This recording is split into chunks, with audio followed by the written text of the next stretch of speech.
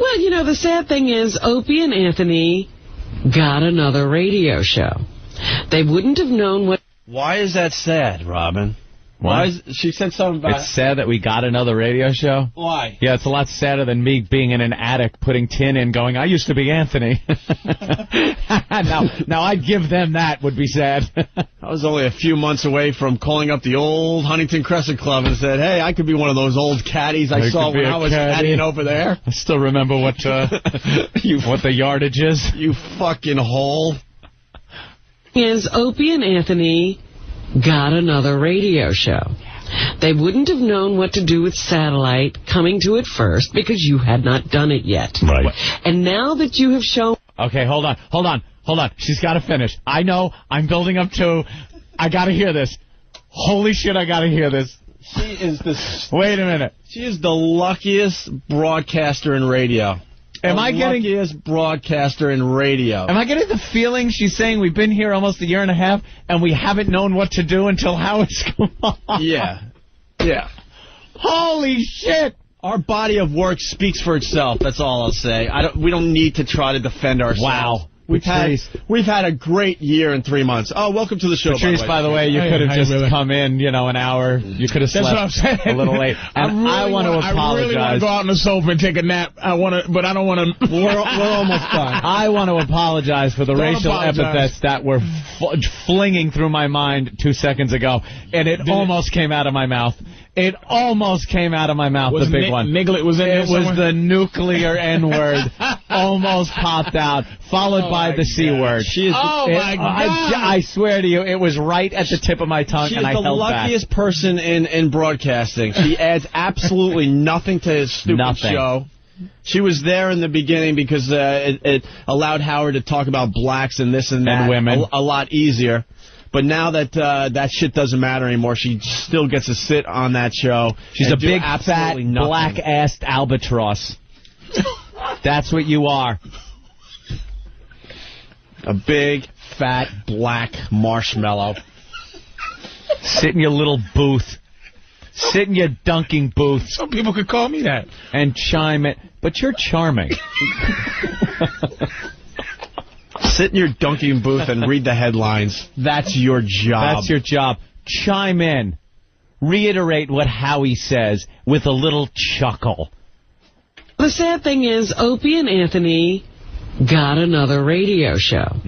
They wouldn't have known what to do with satellite coming to it first because you had not done it yet. Right.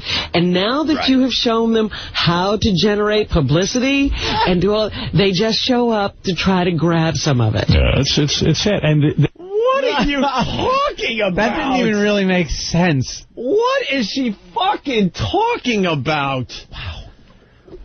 Wow.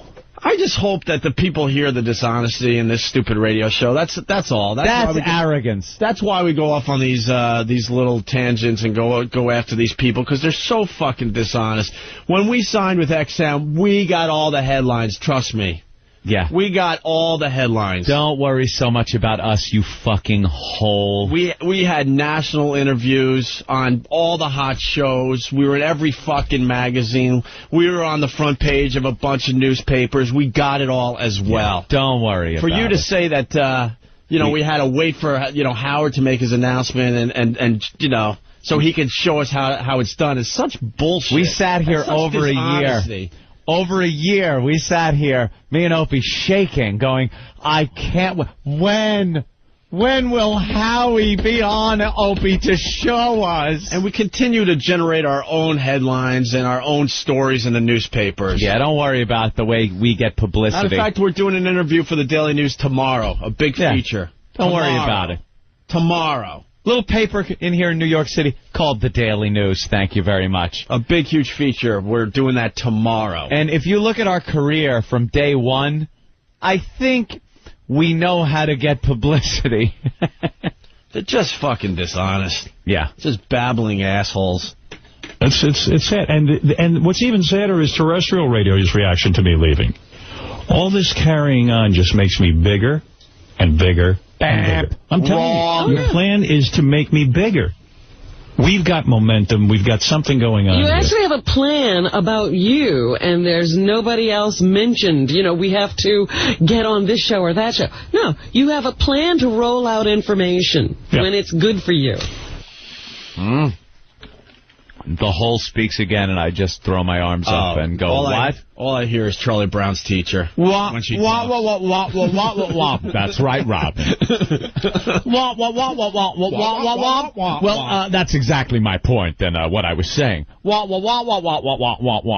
Shut up, hole. Do you think she eats like a pig to cover up the fact that she has no talent in radio, and it bothers her that she's, cashing that paycheck every night? Nerve-wracked. She's nerve-wracked. She's like, holy shit, they're not on to me yet? Yeah. I could cash a few more checks. All I have to do is chuckle at what Howard says and sit in my dunking booth. Repeat what he says and with rip and read. Words. Rip and read. And then, just read a bunch of stuff. One more quick clip and we'll move on. Still at it. A real radio show today. Well, they have a very bad problem over at XM because, I'm privy to this stuff. They have a board of directors that rides their ass. Whenever they want to make a decision, they are paralyzed. You, Panero, very badly wanted to hire me. But he couldn't convince that board to move fast. I believe so. And it's not his fault. And listen, I was looking... Hey, keeping that door open, aren't you, Howie? Howie, keeping that fucking door open, aren't you? Keeping that XM door open. That sounds like confidence and faith in your $500 million paycheck-giving company. Hey, you Panero, I like that guy. He's great. Keep the door open. Don't burn this bridge, idiot. There's only 2 satellite companies. Don't burn this bridge. Good, Howie. Sounds like a guy that's a little bitter that he didn't get to go to the better company. The better company. And a little insecure that if something happens over there... he'll be able to jump ship. Yeah, that's what that sounds like to me. Yeah, because when your contract's up, XM's going to want to hire a 60-year-old shock jock. Can I throw baloney at your tits? I don't think so. Ew, stop it. You're creepy. I don't think so. Paul, and listen, I was looking at every aspect when you're making a move to satellite. By aspect, not just will they pay me? I was looking at how fast they crank out radios, what their commitment is to programming. What? No, you're not. You looked at the money. You looked at the money. Shut up. You looked at the money. Every other aspect of these companies, one company wanted to pay you $500 million. The other one didn't. That's it. That's it. XM, every other part of XM works out on paper better than Sirius. Everything. Their financials, the technology, the management, everything works out better. And don't take our word for it. Read the latest issue of Barron's. Barron's, you know. That little-known publication that covers Wall Street. Barron's.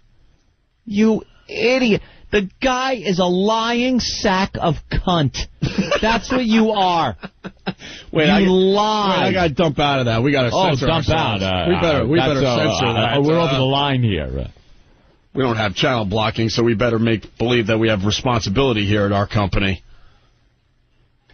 Not just, will they pay me? I was looking at, how fast they crank out radios, what their commitment is to programming and all that stuff. XM's not a bad company. It's just, for me, this was a better company. This was the place for me. For you. It just seems lazy to me to just rely on commercial-free music as your selling point. Or the Ellen Show. Right. I mean, what's that? Oh, yeah. And then even the Snoop channel is a reaction to the M&M show.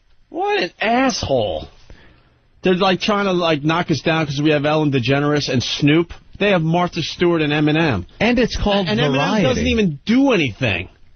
They just hired his fucking name. And it's called Variety because, Howie, not everyone is listening to Howard Stern. Sorry. And you know something? Some people will tune in and listen to Ellen. Big Ellen fans will tune in and listen to Ellen. As will they listen to that old, raggedy, convict bitch Martha Stewart over there on your company. People will listen to that. It's just the way it is. But it's part of the beauty of satellite is that it's not all about one guy. And Ellen trumps Martha Stewart every time. Stop. Every fucking time. It's whatever. It's just not all about you. And this guy thinks it's all about him. What's that? And then even the Snoop channel is a reaction to the M&M channel, which was a brilliant move. But that's what I'm saying. All they did was come out and say we're commercial free, and everything else has been a reaction to whatever else has gone on. So you mean, don't just imitate. Initiate something new. Ooh, and that would be the secret to success. What? And, we'll see what happens. So when we make our next announcement, you'll say that we took your advice, right, Howie? Yeah. Wait till you hear what XM does next.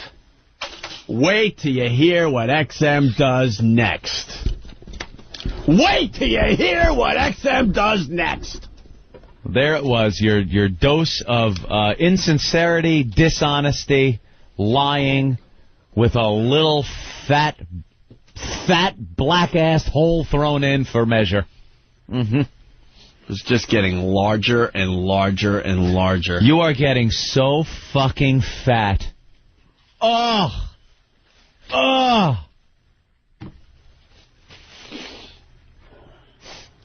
And Howie's a lying sack. Of what? Lying sack of cunt. He is. Better dump out of that. Just dump, please. There's no sincerity there, no honesty. The guy, and you know something? I feel sorry for him.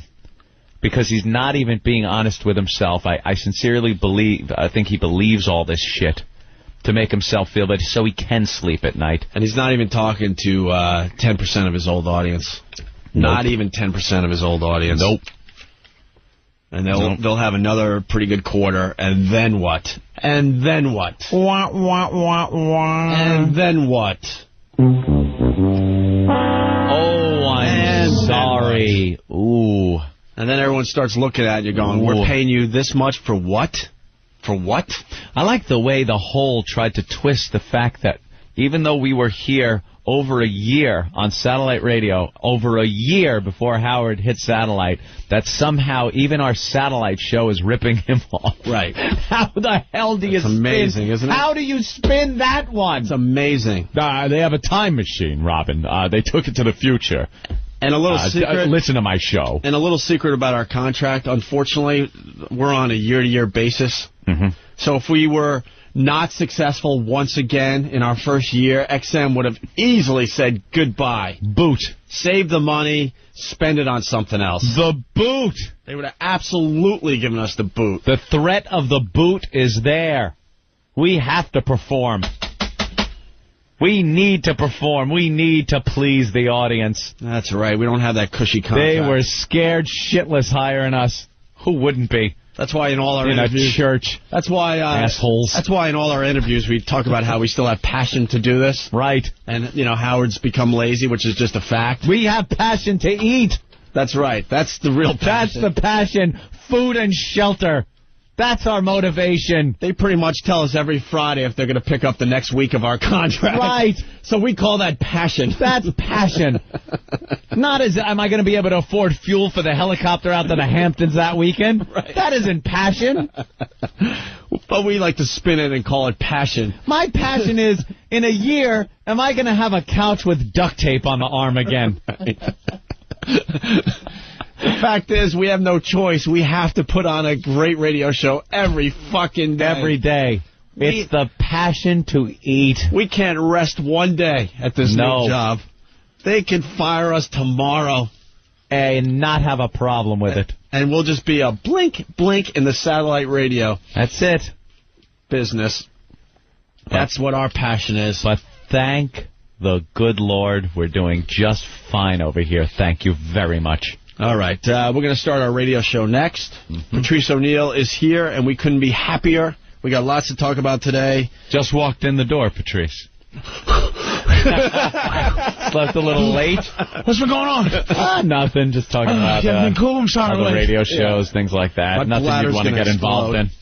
But, instead of maybe hearing some bitterness in our voices today, why don't you just pick up the latest issue of Barron's? Barron's. Because we back up the shit we say on our show with cold, hard facts. I believe it's available online, too, complete with the graphs and pie charts. Yeah, and look how impressive the pie charts are. I was very impressed by the pie charts. There were some big words in the Barron's article, so I just went to the charts. And I saw that XM had a much bigger piece of the pie. They were blue.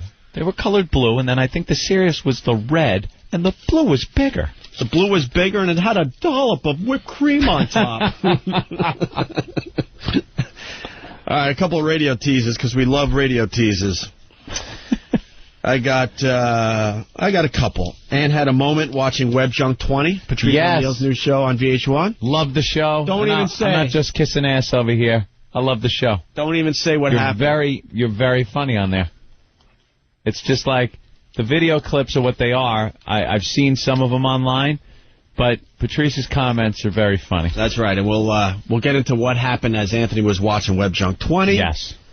And I guess we got to play a little game called Guess Which Member of the Opie and Anthony Show went and saw Brokeback Mountain on their own.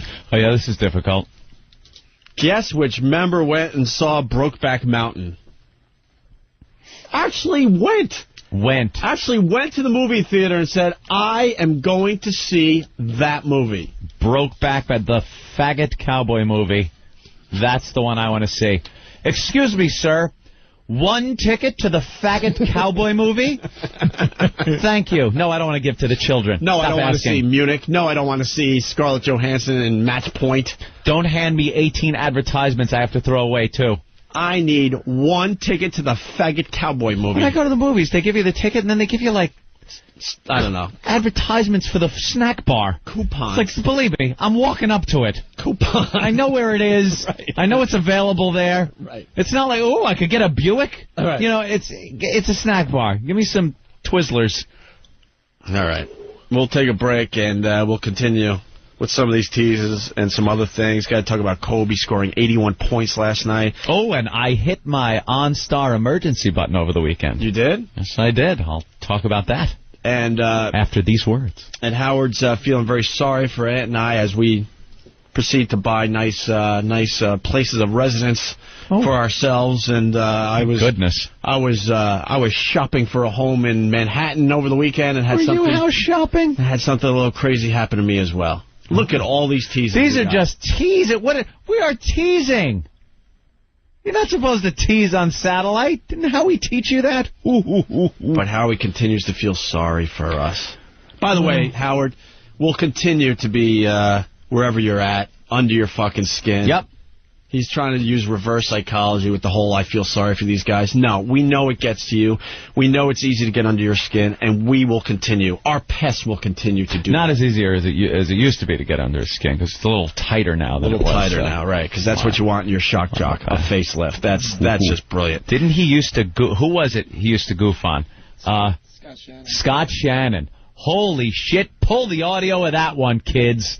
The Scott Shannon facelift rants that Howard used to go on. He's him now.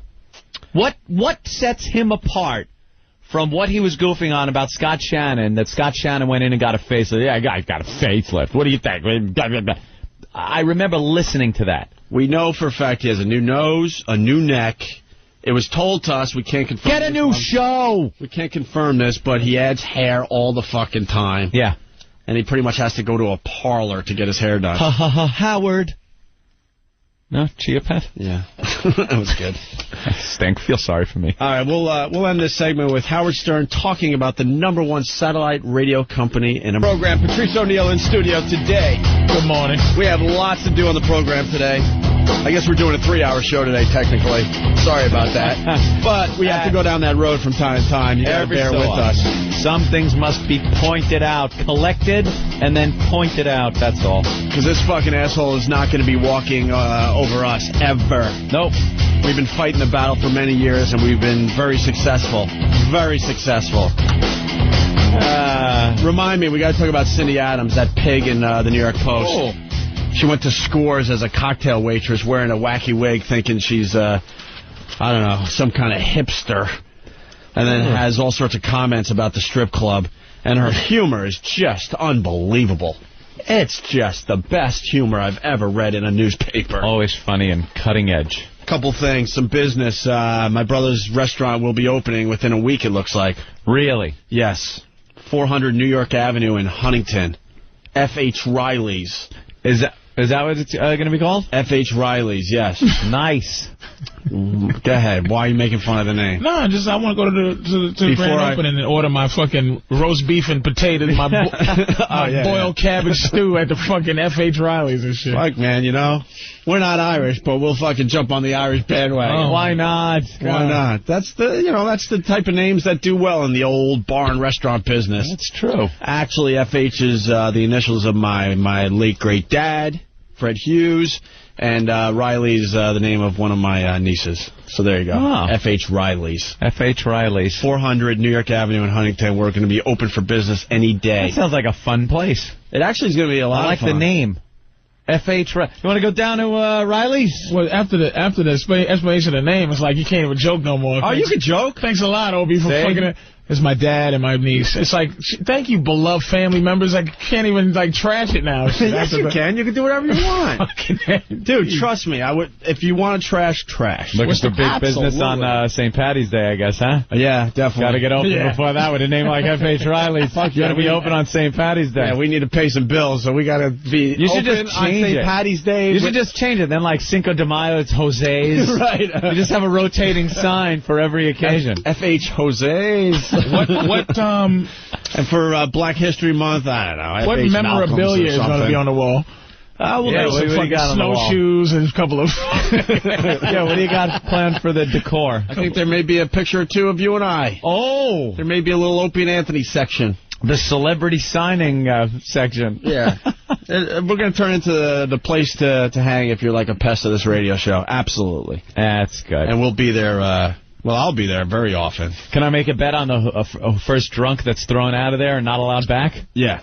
All right. And I know what my bet is. And she'll be using my money. No, her picture will be at the door. She's not allowed in. Not allowed in? No. Why can't I get into this fucking place?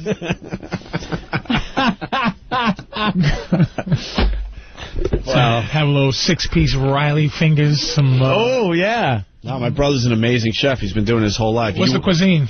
American, so it's a little of everything, you know. You'll have your fish, your chicken, your steak. You'll have your little... angry typing guy chicken fingers. Things like that. I want him to come up with... I want the chicken fingers. I want him to come up with a drink called the Oopsie. Oopsie.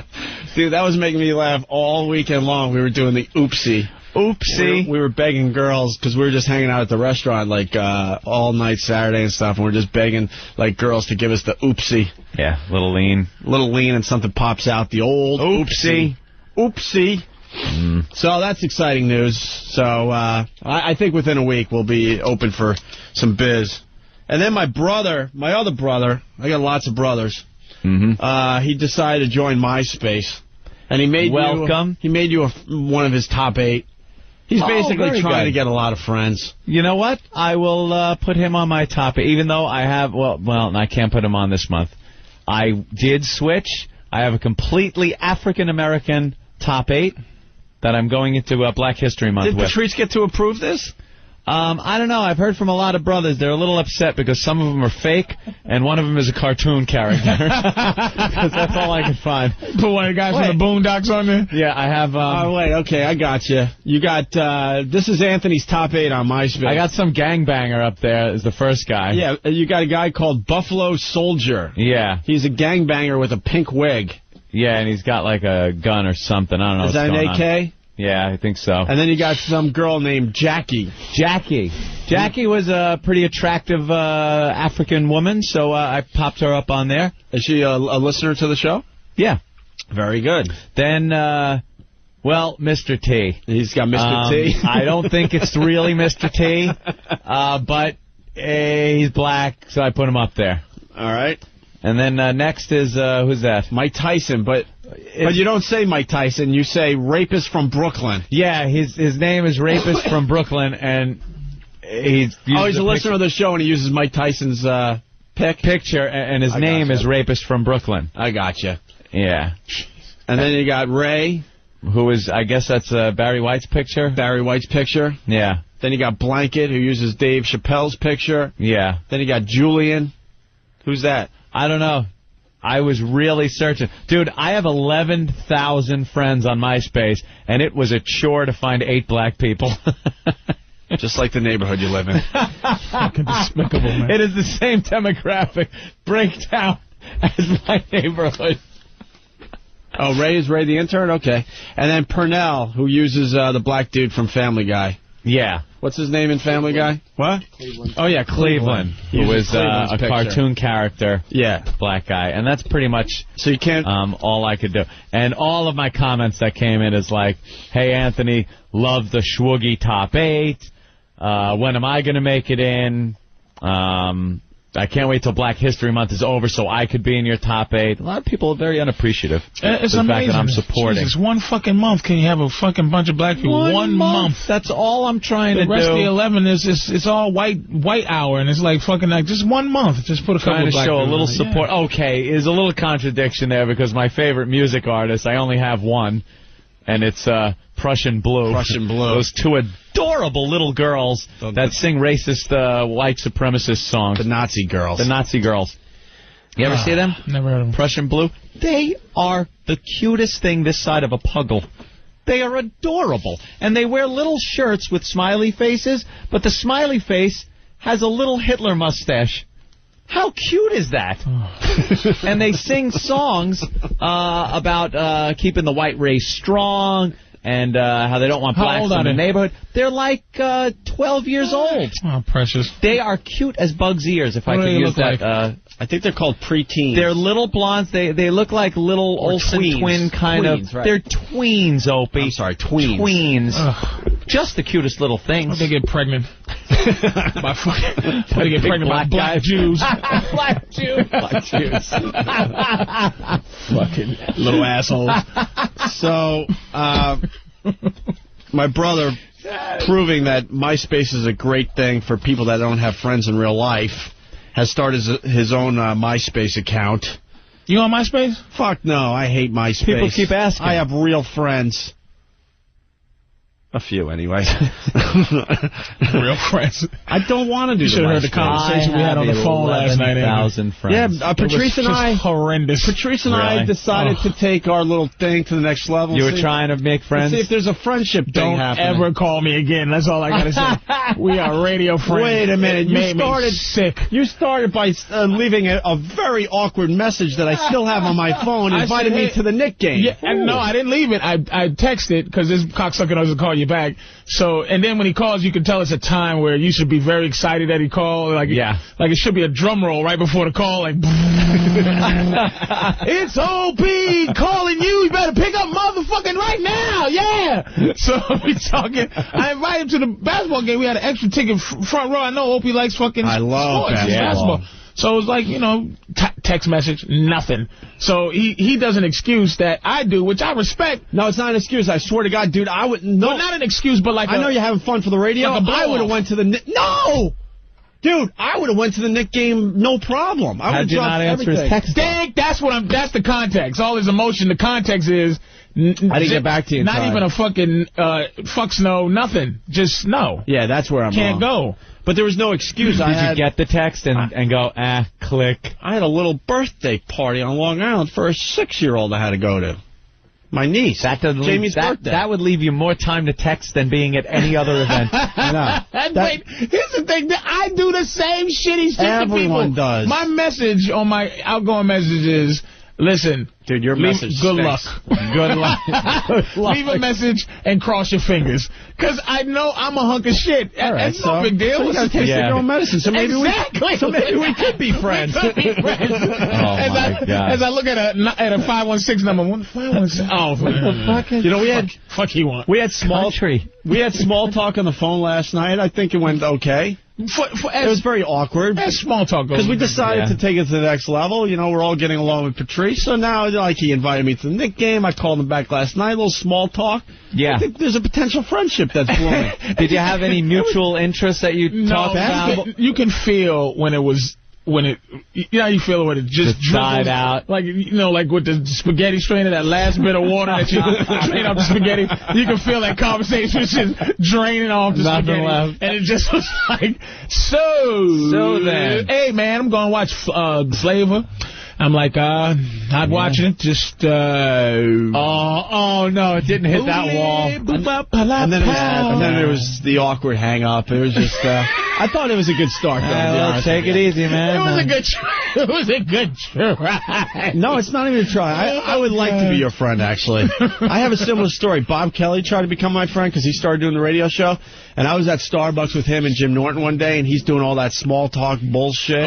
You know, just babbling about nothing. I actually looked at him. He'll tell you. And I go, Bob, I got to tell you, man, I don't think you and I will ever become friends. It ain't going to happen. I'm not feeling it. Instead of feeling our way through this and making believe, I just want to tell you right off the bat, I don't think you can become friends. Ain't working. Norton's eyes were like fucking huge. You gotta love a motherfucker like that. I was like, lay it out there. Let's stop Don't trying. even try. Let's stop trying. It ain't happening. That's so genius. I don't hate the guy or anything, but I'm like, you know, Bob, I'm not feeling honest, and no one's wasting time. Now you're not wasting time. Fucking E-Rock just tried to have a low drop. Hey, Opie, how's your brother's restaurant? Opie's like, what? He said, what? Yeah, 10 minutes later, what? You can see the look on his face, like, he's been trying ever since he's been on the show, and it just ain't happening. He's like, goes home and goes, I'm going to find something else in my life, because I'm tired of being just this Mr. Computer Boy, go get the CD. I just want to say hi to Gregory. Maybe it'll build up into something. He was feeling good, you know. He's like, wait, you know what? I think he's open for a little conversation today. Nope, and when it's so forced, you try to find something to, like, get into. You just go, wait, what's a good one? Oh, well, the restaurant's very important to him right now. Sure. Yeah. I bring nothing to the table. I bring nothing to the table. We didn't have a bad conversation. It was like, there was our very first outside of this radio I liked it, Patrice. kind of conversation. I actually liked it. Fine. I was actually going to call you up because I wanted to go down to the cellar this weekend, but then I had to get out to Long Island and check out the restaurant and stuff. But the Knick game was cool, huh? Yeah. Fucking... Dude, I've never sat on the court. Genius. Unfucking believe. It was like... Even though it doesn't even matter if you're a fan or not, if you sit on the floor. Yeah. It's just to watch 7-foot-tall, like, superhuman people run around and just the intricacies of fucking basketball. You don't realize how tall those guys really are until you sit really close. Because on TV, dudes are tall. Yeah, because on TV they all look, you know, relatively the same height, so you don't really get an appreciation for how ridiculously tall these guys are. Like he just said, even the small guy would dwarf you. Yeah. Jamal Crawford's 6'6". He looks, and he's the small guy. And he's a small guy. It's like, what did you just? And they're all tatted up. They had a white boy on New Orleans, big white boy Anderson, who actually watched Web Junk 20. He's real ghetto, long hair for the Hornets. He's like, wait, hold up. Oh, you doing that web shit, right? I'm like, okay. And he had all the, you know, In God We Trust tattoos and the prayer hands and the fucking. Basketball players are all into tats, man. It's just their tat. It's just I was like, it's just white supremacists and it's devil worshippers and gang members all over the fucking place, making millions of fucking dollars, man, and just.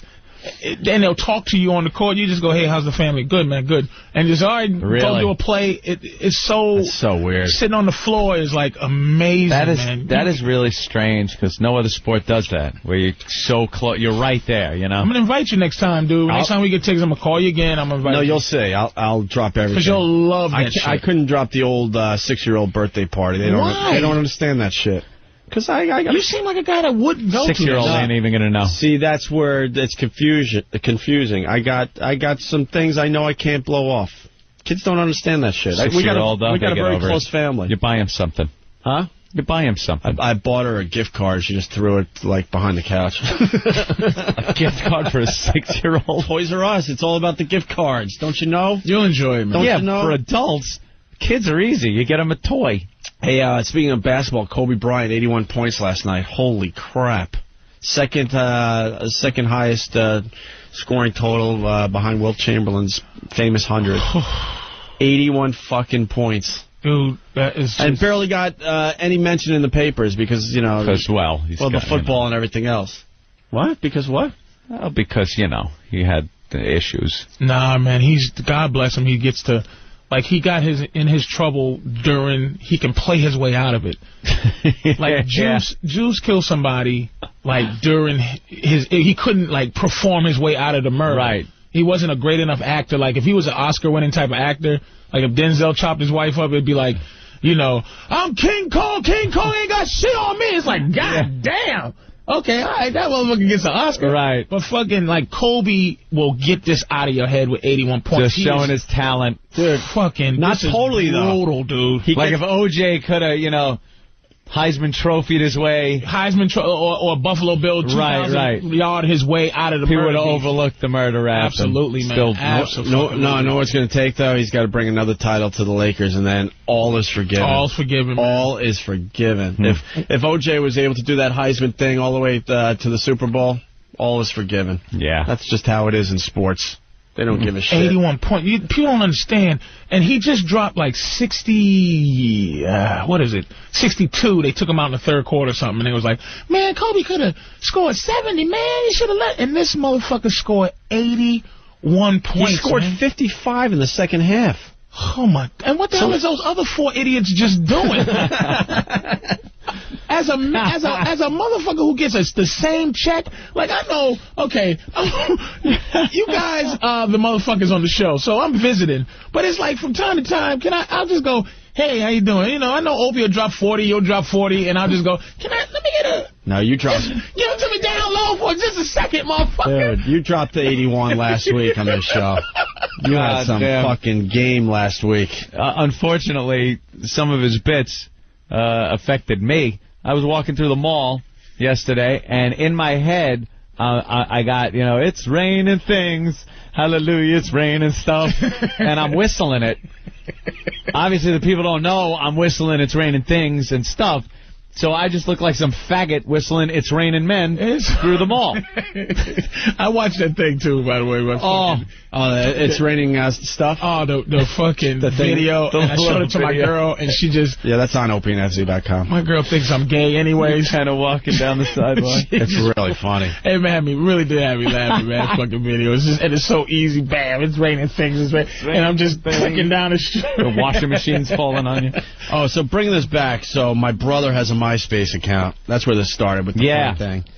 And so he emailed me his whole, what is it, a profile, whatever these... Yeah, these are the profiles. Now, a lot of people don't fill these out, the profiles. You kind of, in the About You section, you write down some pertinent information. Mine has, I'm Anthony from the Opie and Anthony Show. My brother's life is so easy. He designs T-shirts for the Opie and Anthony Show, which you could get on our website. He does Sudoku. He plays PlayStation 2 games that are like 4 years old. He has a stack of PlayStation 2 games. Old ones? I'm like, what? Do you realize what's out there now? He has Sudoku books all over his apartment. And then he emails me his profile for MySpace. I think he's the first person to answer every single question they ask you. Yeah. People rarely do these, and then to fill out every single answer, wow. And I know my brother is a little bizarre, but man, I mean, he's letting us into his life a little too much with this profile. By the way, if you want to become my brother's friend because he's begging for friends, I guess it's Brother Elmo on MySpace. Oh, there you go, MySpace/Brother Elmo. Brother Elmo. You want to read some of these answers? All right. They ask right-handed or left-handed. His answer, I give nuns the finger with my left hand, and I fondle homeless bag ladies with my right. So I guess that makes me... ambidextrous. Ambidextrous. Your weakness, drunk pet shop owners. Drunk pet shop owners. He's obviously had some experiences with them. He's obviously banged some pet shop owner that was drunk. Your fears. Those freaking flying monkeys in Wizard of Oz. Oh, and I think my Dunkin' Donuts guy made a copy of my house key. Could be a fear. Okay. He might be coming in this week. We'll have to ask him about that. What else here? Your perfect pizza. Extra sauce served on the stomach of a nubile nymph, while her 88-year-old grandmother watches another exciting episode of Wheel of Fortune only 10 feet away. Did he give thought to this? Jesus, man. Goal you would like to achieve this year. Does not anally raping my neighbor's paperboy count as a goal? That is out there. Well, look at the next one. Your most overused phrase on an instant messenger. Everyone has done the old LOL, right? Or ROFL. Well, his favorite one of those is, GSJDOOYMGSFYSAKYNF. A very popular one that a lot of people like to use. I'm surprised that he went with that one, Anthony. You want to tell everyone what it means? Go suck Jack Daniels out of your mommy's gaping snatch, fuck your sister, and kill the neighbor's ferret.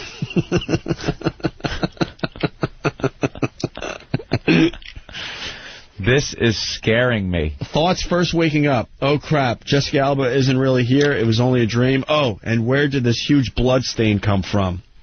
This is my brother. Your bedtime.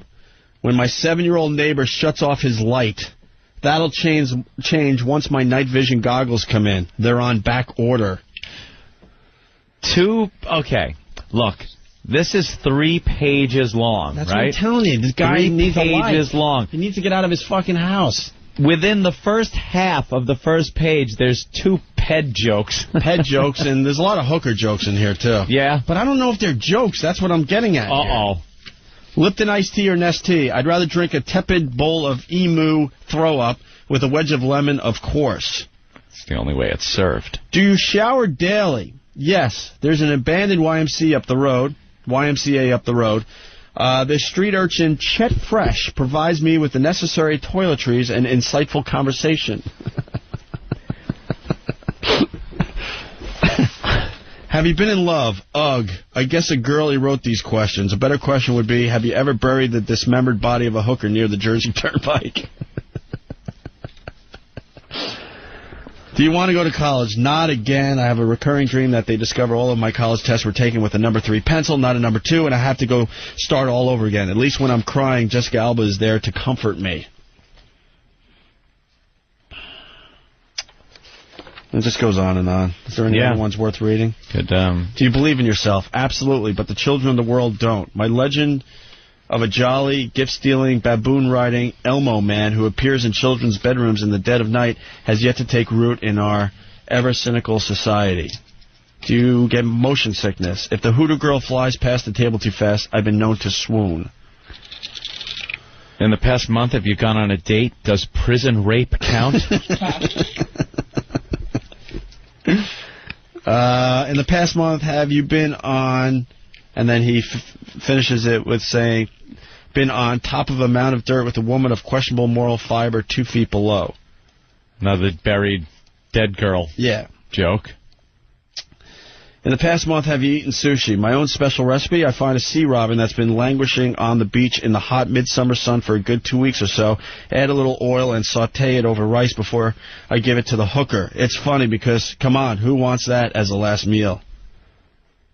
A lot of hooker jokes from my brother. That just goes on and on. Obviously. Yeah, visit his site, become his friend, see what he's all about. Brother Elmo. Wow. Good old Brother Elmo on MySpace. I think the show has an effect on the family members. You think so? They're losing their minds out there.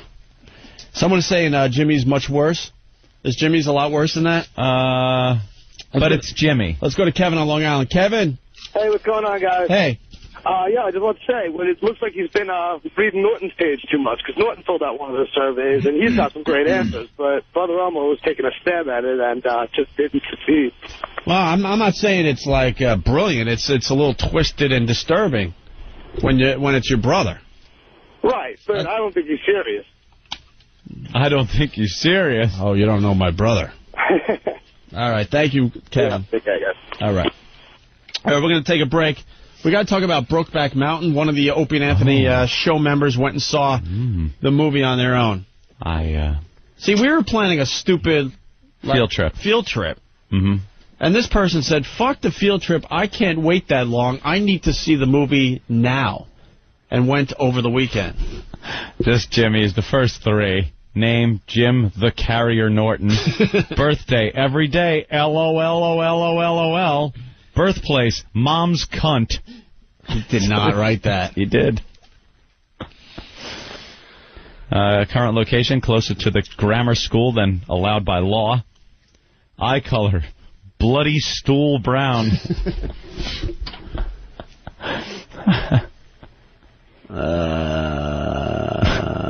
Yeah, it just goes on and on. So everyone jumping on the MySpace bandwagon. All right. We'll talk about the uncomfortable moment that Anthony had watching Web Junk 20, Patrice O'Neill's new hit show on VH1. Yes. We'll do that next. We're talking about American Mess. It starts up this coming Friday on the Opie and Anthony program. A lot of people confused. They think you need, like, I don't know, something wrong with your body to get in the door. No. If you're just a mess in general, if you have something to offer this radio program, kind of like Stalker Patty, Patrick Menaki, Big A, Twitchell's, half a Hulk face. We're looking for that unusual, freakish person, I guess. I guess we're kind of looking for the next freak. Speech impediment. Could be a chick with those fucked up teeth where she can't talk or get dates. Say anything. Or you're a girl that could smoke a cigarette through your vag. We've seen that before. Well, we have seen that. So maybe it's a special talent, something that we could take on the road with us and exploit. What is it? Unacceptable fucking makes you cringe body ailment. Ooh. Fucking affliction. Yeah. Just a horrible affliction. Spina bifida. So it's pretty much open, man. And we got Patrice, he's going to be one of the judges. I think we should make Twitchell's one of the judges, because he's the latest find. So let him help us find another person. I think my brother Elmo is coming in, because he's pretty harsh when it comes to this shit. But it's an American Mess. I think we're going to do an open call every Friday for a while, until we really get that special person. Get a good collection up. And I believe the best one that comes in Friday, I got to get Ben in here real fast. I think we got 2 tickets to the Lingerie Bowl. Or 2 trips? I think we have 2 trips. 2 trips? 2 trips, yeah. You want to spread out the trips? Bring or is it too late? Like the best one on Friday, we give a trip to the Lingerie Bowl, and then the following Friday? That would be the way to go. That's close, but it's that weekend. Oh, that's I got to check with the flights. No, you're right. All right, we'll probably have 2 trips to Lingerie Bowl, 2 separate trips to Lingerie Bowl for the 2 best messes we see on Friday. With a guest. With a guest, yeah. Saturday is the Lingerie Bowl? No, it's on Sunday, but if we did the, Wow. I guess you could do it. I could check. Who's winning the Super Bowl, by the way? Pittsburgh. This Super Bowl's going to stink. No, it's not. It's just we got listeners. The bus. We got listeners in Pittsburgh. They're very excited. I really am rooting for it's 2 who cares teams. I mean, not Pittsburgh's not a who cares team. Come on. You got to love Pittsburgh. I mean, it's fucking Seattle. Where I sit, I could care less about the Steelers. How can you not like the Steelers? How can you not like Pettis and the coach? I do want the Steelers over the Seahawks, but do I care that much? Steelers that's like a major it's gonna be the Super Bowl. Yeah, but it's going to be the lowest rated Super Bowl in recent years. Only because of the fucking Seahawks. The Seattle Seahawks made fucking gay the Seattle Seahawks. It's been raining in Seattle for, 40 straight days? The Kentucky Pigeons. It didn't rain yesterday. Yeah. Some of those names are just Seattle stupid. just isn't a football city. No. They really don't care about. They'd rather just they do heroin. care. They do care. Don't do fucking heroin. I don't know, man. That was. Did you hear how loud that crowd was yesterday during the game? I mean, you could barely hear Troy Aikman. No, they're great fans, man. Yeah. Troy, you could barely hear them commentating. Do we really need to hear Troy Aikman? I like Troy Aikman. You don't like his commentating? What do you love about football, big man? Nothing's worse than Shannon Sharp. He's the worst. Why? You can't even understand what he's saying. And then I understand exactly what he's saying. Well. Look in the mirror. I mean, Jesus.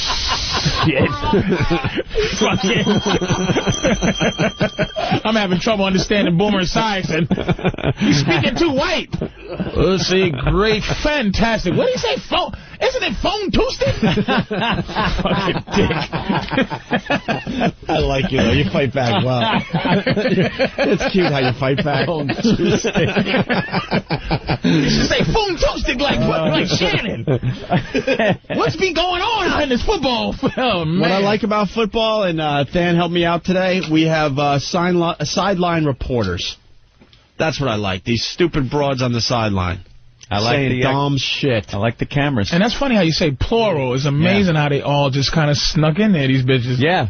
All out of nowhere. All of a sudden now, let's go down to the field, and it's a bitch. And it used to be OJ. It used to be Juice. Used to be Lane Juice. With that glove. Yeah. He had the gloves. He got the gloves. He had the Bruno Mali shoes. He's down on the sideline, fucking knife, murder, weapons, everything. And you know what? Back, people don't remember this shit. What was it? Fucking 12 years ago. They used all his sideline shit as evidence. As evidence, like they just would highlight, look at his hat, look slow at motion. There's the glove right there. Freeze it. Blow that up now, jury. I'd like you to look at that glove. The same glove he used. Now pan on the sideline. The Bruno Mali shoes. That's what amazed me about that whole trial there, because the glove didn't fit, right? But if you're going to commit a murder, why would you get a perfectly fitting glove? Well, that wouldn't that be in your psyche, like, all right, I'm going to get a oversized glove or a glove that's a little tight? That glove fucking fit. No one said... No. Yeah, didn't he have some kind of... No one gets an undersized murder glove. Why not? Look all silly. I'm just going to get gloves that cover up my fingertips. See, you don't know how to think like a killer. I'm going to kill the bitch with the Godfather puppet things. I'm going to have a knife in it. A marionette.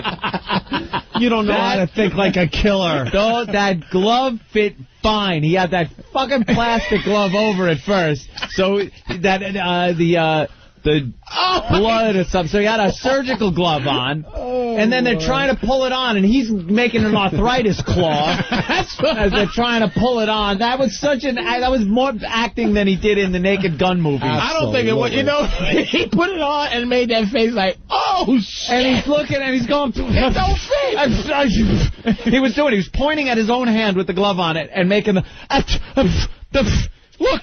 It don't fit. As he's stretching the fingers as far as they can go. Oh, can you imagine OJ. that there are people that are 18 years old now that were in the fucking...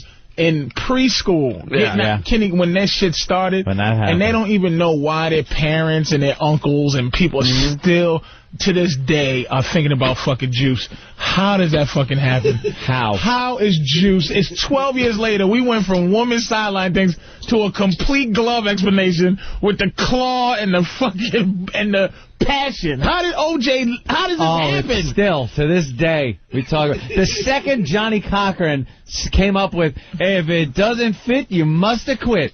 God took the part of the brain that came up with that and put a fucking tumor in it. The same part that came up with that rhyme, he put that right in the courtroom. He put the tumor there, and years later, that's what killed him. Oh, man. If it does not fit, you must have quit. I just want white people to admit that that's all I want out of this OJ thing. I'll leave white people alone for the rest of my life if they can just admit that that nigga getting off with that shit bothered them on just a racial level. Stop with the, I'm just upset. I'm angry with when any man kills any woman anywhere in life. It was the fact that Johnny Cochran and all the rest of them completely played the race card. They used Mark Furman, just another white cop who used the word nigger somewhere in his career. God forbid. I defy you to find one white person out there that hasn't uttered that word at some point in their life. Never mind a cop. I won't. You'll find it. I'll find You'll have to tape it and then be approved. I'll never find the person. Find him at the secret meetings every week. Did OJ do it? Oh. No, stop it. How do you not say yes instantly? Oh, my God. Now you are fucking with us. No. Can I please say something? Why? If it's not yes, admit that he not did yes, it. No, you can't, and you have to leave this. It's insinuating. Let me just say there's not many brothers listening to this program. You're safe here. There's a lot of brothers. You're safe here. Can I tell you something? Yeah. I got a couple of emails. There's a underground. I know you told us about the Underground Railroad. It's like the DL. Black listeners, man, that really listen to the show, but they can't admit it because you guys are so frothing at the mouth. Oh, I know. Look, it's just me, you, and Anthony. Did OJ do it? Listen to me. You're not in the community. You have to let... This is the thing you always have to understand. Why can't we find one black guy to admit that OJ did it? Because you have to listen to what it is. Yeah, I want to hear excuses all the time. Okay. Can you answer by saying yes or no? I'll go black community and I'll go my own personal feeling. Okay? All right. Understanding human nature, this is my own personal feelings. By the way, this is a yes or no question. Yes. Because I cannot. It's just like Michael Jackson, okay? I'll be honest. It's like when a white person asks you the question. If a black people ask me, it's like, hell yeah, the motherfucker touched the kid. Fuck yeah, he did it. Yeah. But when white people ask you black questions, it's just like, You can't just say yes. Right. You can't. It's the rules. Why, yes, sir, he did. Yes, sir. Them Glovers fit. And that's just like I was on fucking Adam Carolla. And Adam Carolla showed me a picture of, talking about all reality shows suck, but he shows a picture of Whitney Houston and Bobby Brown, and Whitney with the cracked up face. Right. And it's like, why would you pull out all the fucking, so that I'm the motherfucker that trashes crackhead Whitney to save you? On this? Fuck you. I know the tricks, motherfucker. So it's like, it has to be extenuating. Now, I'm just going to say, here's what I'm saying. Okay. Human nature. Yes or no. Listen, no one plans to chop, premeditated. If they had said that it was a crime of passion, I'll immediately say Juice did it. But no one first-degree plans to chop their wife up. Yes, they do. What? They absolutely Anthony, do. no one first-degree plans to almost remove a head in a brutal knifing. No one says, you know what, here's my plan. All right, I'm going to get together and put these gloves on, these shoes, I'm going to sneak, and then I'm going to chop the bitch's head off. They do things like poison or shoot her with a silencer or something if you're going to plan a murder. You don't plan a chop up. He wanted it to look like it was a random murder on the street somewhere. So he comes up with the knife, the friggin' mask, boom, slit the throat. The guy is there. He's got to take him out, and then he juices his way home, covered in all the blood and the friggin' hood, and he's throwing stuff. The limo driver's outside. He's ringing OJ's buzzer. OJ! Where's my doorbell? OJ! This is our greatest bit ever. And for 15 minutes, 20 minutes go by, the limo driver waiting for OJ, nothing. Let me hit the bell again. I got it. Hold on. Okay. I love being part of this bit. Hold on. Okay. It's the intercom. Here we go. OJ, I'm here to pick you up, take you to the airport. And this is what he said. Go to Chicago. Hold on, Lewis. Hold on, I'll be down in a minute. No, he got nothing. OJ, you're home. I'm at the gate. Oh, goddamn, where is this OJ?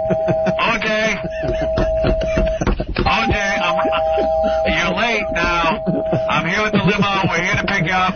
OJ, you home? I can't imagine this guy isn't home. You told me 8 o'clock. It's now 8:15. OJ.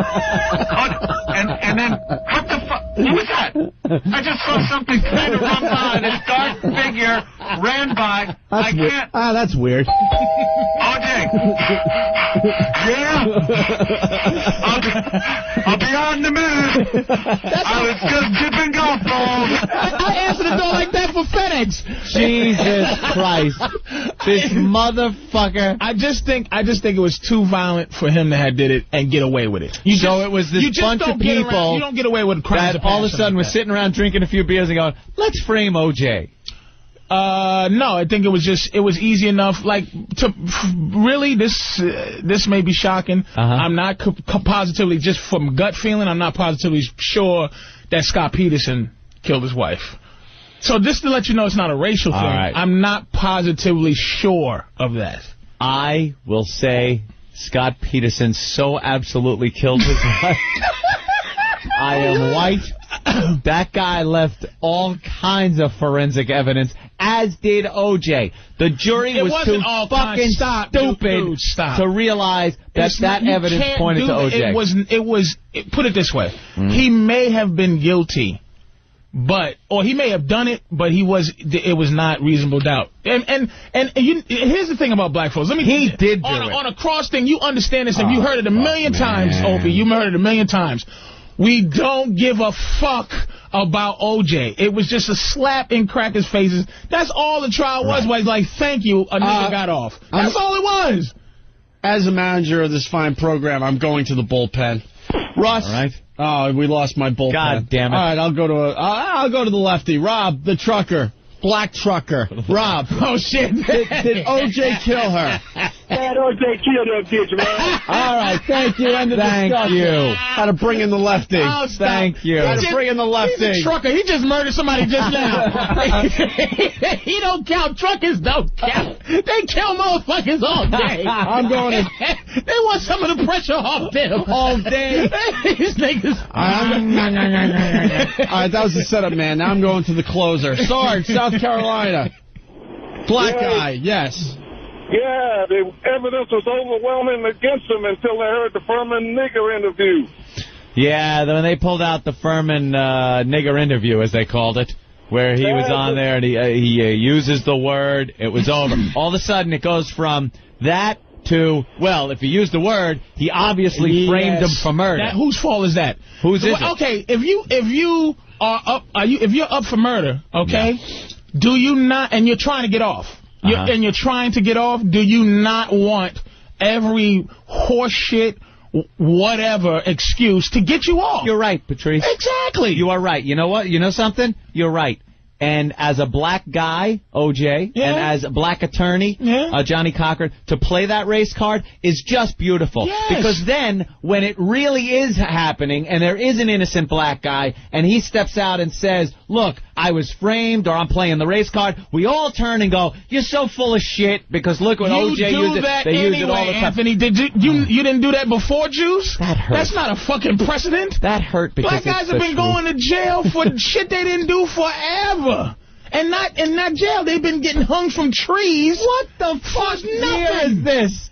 Where's the milkman? Where's the fucking...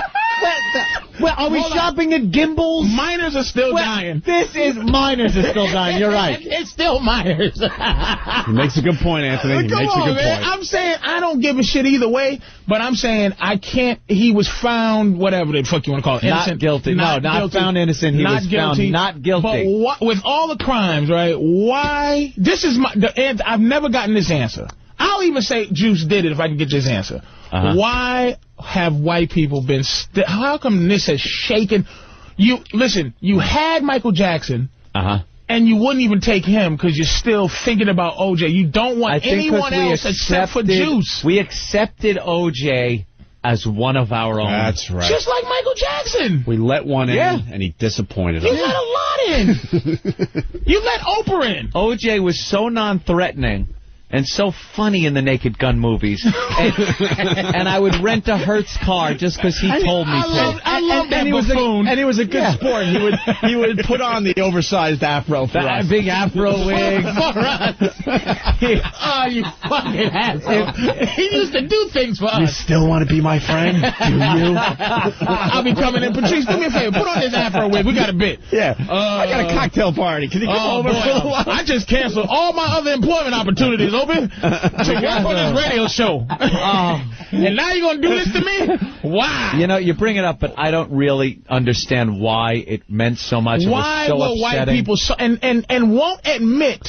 See, this is the thing. Two things. That's all I ask. I think also because black people were so ecstatic that he did get off. Because it was... Wouldn't you fucking be socially... It was just a social victory. Should I give a shit if Robert Blake got off? I could give a shit. Of course fucking not. I could care less. White people don't have a connection to each other on that level, socially. You and Opie have a separate whiteness. There's no togetherness with your whiteness. I gotta represent... The second we tried togetherness with whiteness, you get called out as being a militia, a white supremacist group, a white pride, white power. Because when you get together, that's what you do. No, we just hate like when OJ gets off. Yeah, you can. That doesn't mean you have to go right to stomping to get my Doc Martens and let's go stomping with shaved heads. You got to understand there's such a difference between how you roll and how we roll. It's just like I wish. Okay, now I'm not very careful with the shit that comes out of my mouth often. I'm pretty loose with my mouth. But as a black person, if I decide I want to just be free with my mouth, I got to understand there's ramifications of somebody going, brother, you're not you on that show with those two racist hunkies, man, and you just be laughing, and you just be having a good time, and them dudes be laughing in your fucking face. Thank you, Barack Obama. You know what? You know what? Fuck them two hunkies. I'll come in there. Look, fellas, I can't fuck with you no more. I'm going back home and just lay down and make no money and do shit. Yeah. But I'm saying I wouldn't do it. But that's the pressure. If I put on some goofy and I just go walk around because I say, you know what? I love tap dancing and I love my eyes being big as they possibly can. It just makes me have a good time when my eyes bug. Makes my face comfortable. It's like white people can do anything they want to do and be as foolish as they want to be, and other white people don't go, You're a sellout white person. You hold your own though, bro. I have to. You give it back pretty good. By the way, Pat from Boston has something he wants to say. Pat? Sure, it's racist. Pat? Boston. Hey, Patrice, yes or no? Just leave a footnote at home, okay, buddy? The footnotes are out. Footnotes are getting it. All right, whatever. So just to wrap up this thing, NFL sideline reporter Pam Oliver. That's where this started, right? Because it was started. Yeah. God, it's so weird, the tangents we go on this fucking show. How Juice just still emotes passion. And people aren't even at home. I guarantee people listen to the show, they're not going, oh, God, Juice, come on. It still resonates. People remember details. Rage. Yeah, where I sit, though, it wasn't a black-white thing for me. It was. But was you angry? I was angry that her murderer got off.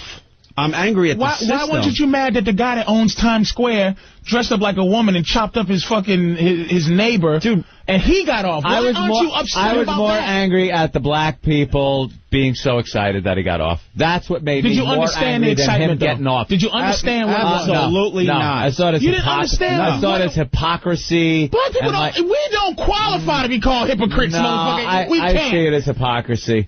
In this day and age, in the 90s, when it was. I saw it as hypocrisy. That's what time ended for you. Like there was a time where where whiteness, the whole civil rights thing ended kind of for white people. Like, okay, it's over, la la la. But when did it end for black people? That's all I'm saying. It never ended. We just took away the colored drinking fountain things, but it's still and let a couple of niggas play golf. But at what point... A couple. They're number 1 and number 2 in the world. Well, we're number 1 and number 2 once we get a hold of something. You know, once y'all let us do this shit. Johnny. So I'm just saying, and all these black hockey players, this is around the corner, too. White people finish in terms of that kind of shit. You see, it's because the big black, the slave owner, what he would do is breed the big black with...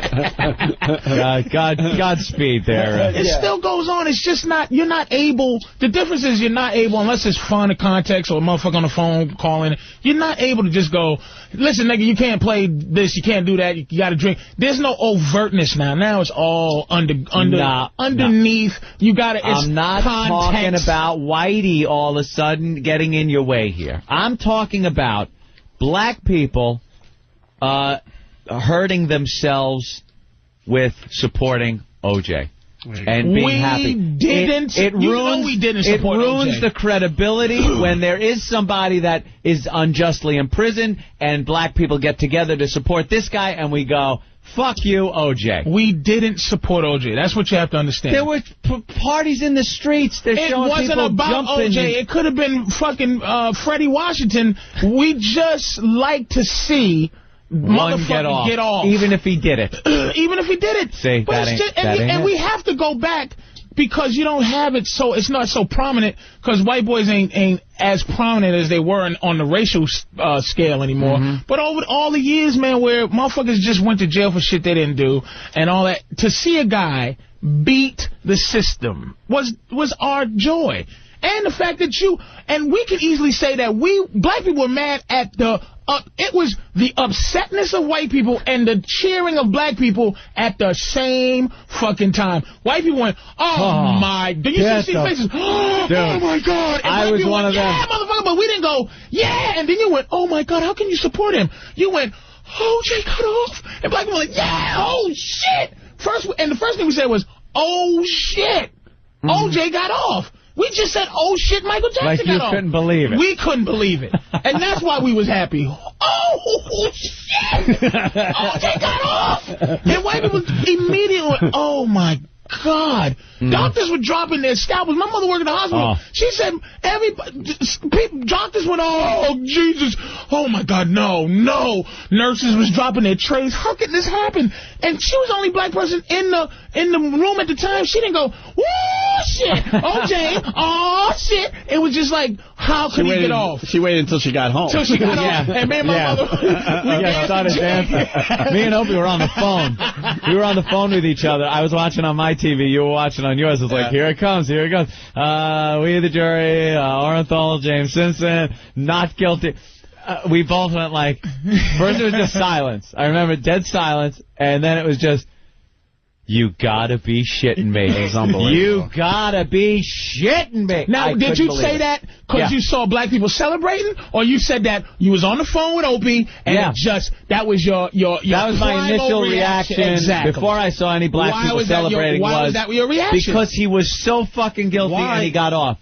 What about, and you know something, dude? You know something? You're right. The first initial reaction had nothing with me to do with race whatsoever. Dude. It was, I cannot believe this guy got off. What says it all is his friend there, Kardashian, even was just Kardashian's face says it all. Says, holy He's standing there with the jury. Why aren't you upset about Look at the clip. Beretta? He goes like, I was upset about that. Absolutely. Why didn't it strike a chord? Why didn't people go, that motherfucker killed his wife? No, why? Because because the whole world wasn't watching that trial either. Yeah, no one cared. They didn't care. Dude, you gotta remember, that was crazy. Everybody was watching the OJ trial. We love love racial. We were all involved with that trial. It was like a movie where the bad guy got. It was like $1 Million Baby, where it's like, no, was this a movie? This girl lost her leg, her eye, her fucking head, and then he killed her? This is not Hollywood. It was a Hollywood moment, and the villain got off and deserved it. I mean, he not deserved to get off, but usually if a character in a movie was Juice, he'd go to jail at the end, and then if it was a true story thing, they would give you the synopsis on what happened to him. 10 years later, OJ's still in jail watching Naked Gun movies. He's up for parole in 2060. just to let you know, he's still locked up. And he ain't going nowhere. It's not even, you got to understand, it's so not about Juice. It's so not about Juice. When black people see Juice on TV playing golf and doing that, and we go, why isn't people just running away from that motherfucker? Look at Juice just playing golf. Yeah, playing golf with people. We're right with you on the Juice level, but on the social level, that's where the shit kind of flipped up. That's all. I'll even work with you on the social level. But as far as if he did it or not, I am so positive he killed those two people with his bare, angry hands and his knife and his cuts on his knuckles. So Come on, Patrice. The guy's got, I cut my hand on an ashtray in Chicago. Hey, look, see that? Yeah. I got a nasty scar on my finger. It's blood. It's all fucked up. And I did it. I was putting up my projector, and I unloosened the screws by mistake, and the projector slammed on my fucking finger. Ouch. Now, what if a bitch got killed right outside my house that day, and they look at my finger, and I go, nah, my projector is slammed on my finger. It's a lot of things that can happen to you in the course then you of a fucking day. Then you bleed on the same knife that slit her throat, and your shoe prints are in the blood by her. And it wasn't just OJ's cut finger in Chicago.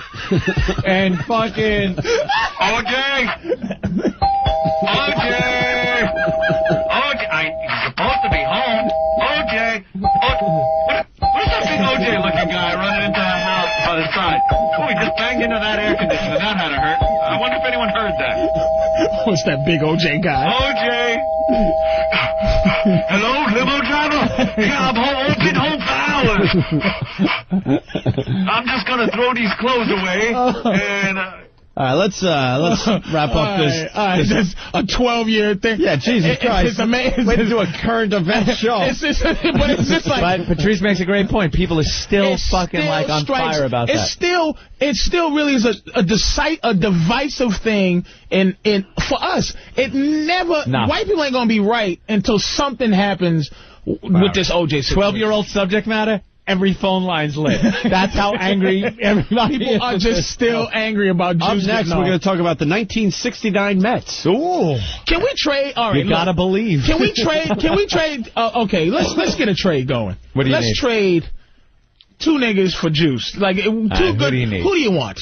And maybe we can trade him. Y'all can have him. You send him to jail and the whole fucking thing. What do we need? We need good ones. Now, would Kobe and Michael Jackson would it have fucking appeased you for the juice?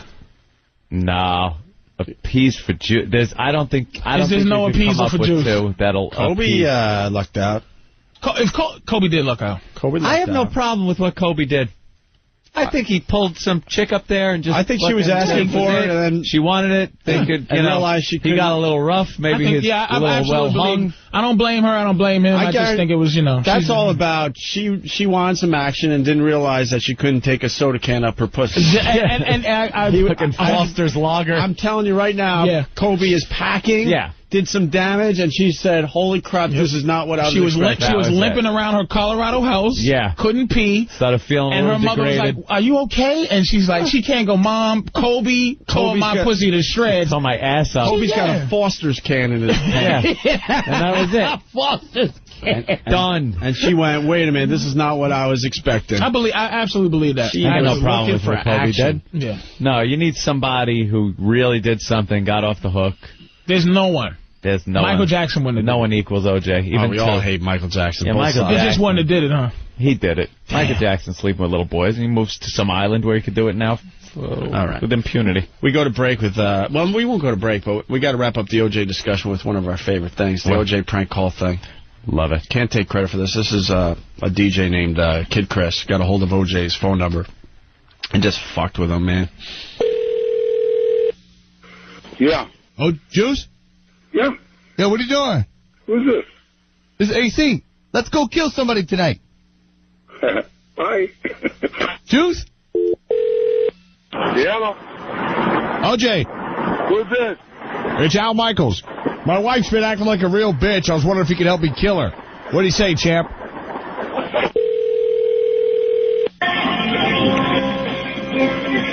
I know you? Hey. Juice, it's Chris Rock. It's me, Chris Rock, Juice. What do you say you and I go kill the Spice Girls? Juice, every time I call you, I always be laughing. Hello? Juice, you're late. We're supposed to go out and kill people tonight. What's going on? I really can't talk. I'm at dinner with a bunch of people, and I have no idea who you are. I'm the real killer. OJ. Oh, what? Hello? Yeah. Yeah, Juice. Yeah? Juice, what's up? Who is this? It's Dan Dierdorf. You want to go throw the ball around, have some beers, maybe kill somebody?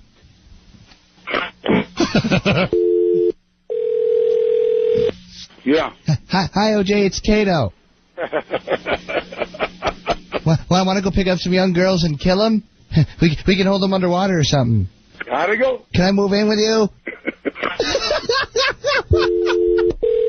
Hello? Hi, OJ. Hey. Hey, it's Marcus Allen. Want to go get some bitches and kill them? God. We love that fucking thing. Oh, my God, man. Anyway, so, sideline. I always be laughing. How can a guy with that kind of sense of humor be a fucking murderer? So we have, John Wayne Gacy used to laugh like that. I gotta go. NFL sideline reporter Pam Oliver. Yeah. So they got the broads working the sidelines at the football games. What channel is she? We all know that. I have no idea. It's all the same thing to me. Pam, you name one of these quarterbacks that are now doing this behind-the-scenes stuff, I couldn't tell you what channel they work on. Pam Oliver. I think she's CBS. Pam Oliver. Some are good. You like the female reporters? Some like the broads are so legitimate, man. I think they're just trying too hard, though, to bring everyone into watching these games. They're just trying too hard. It's like, well, if we have more of a female presence, maybe we'll get more of a female, demographic watching these games. Instead of getting the right person for the best person for the job. Quite frankly, they're trying to sex it up. They're trying to add entertainment features now. I mean, they don't give them jobs where it's like they don't need to have anything where you have to. They have to have some credibility if that makes sense. Like it's like when they gave Dennis Miller the job, it's like, you just go, holy shit. But they're not giving. It's like Linda Cohen, who's really good, is the only one that really has a credibility job out there like that. Why? What did she do before? Well, Linda Cohen is one of the anchors on ESPN. She's like fucking great. Like you don't even go, she's a girl. You just listen to Linda do her thing. But some of these chicks on the sidelines, they're like, you know, they only just make them talk to the coach as they're running in the sideline or go, hi, I'm with the guy that holds the camera. Hey, what do you think? You know, they don't put no pressure on these bitches to, like, make some real statements. Talk about the plays or something. Yeah, nothing good. They keep it very light. Here's Pam Oliver with something silly from yesterday. And let's check in with Pam Oliver. Hey there, Joe. You should have seen the smiles on the faces of the guys down here when Matt Hasselbeck completed that pass to Seneca Wallace. They had a look of joyful surprise, like, are you kidding me? Did Holmgren call that?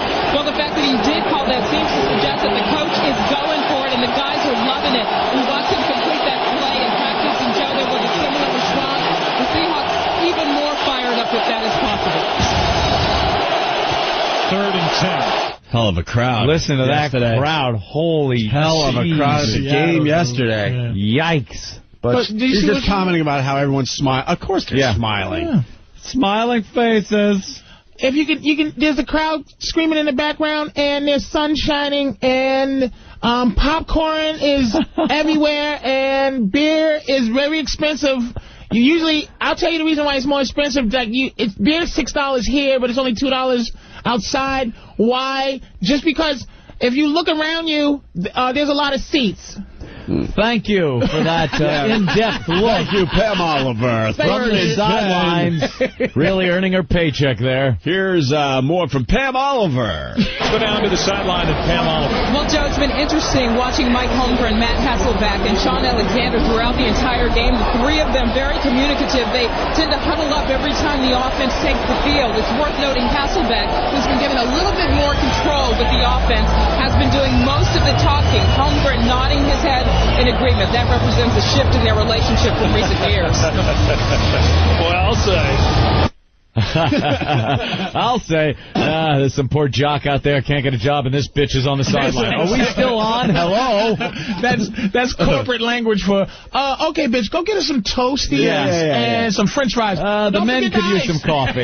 Let's go down the sideline to the hot piece of ass they hired so we can get better ratings. Some poor football player fucking knows everything about the game, cutting a ribbon at a car dealership in Muskogee. Right.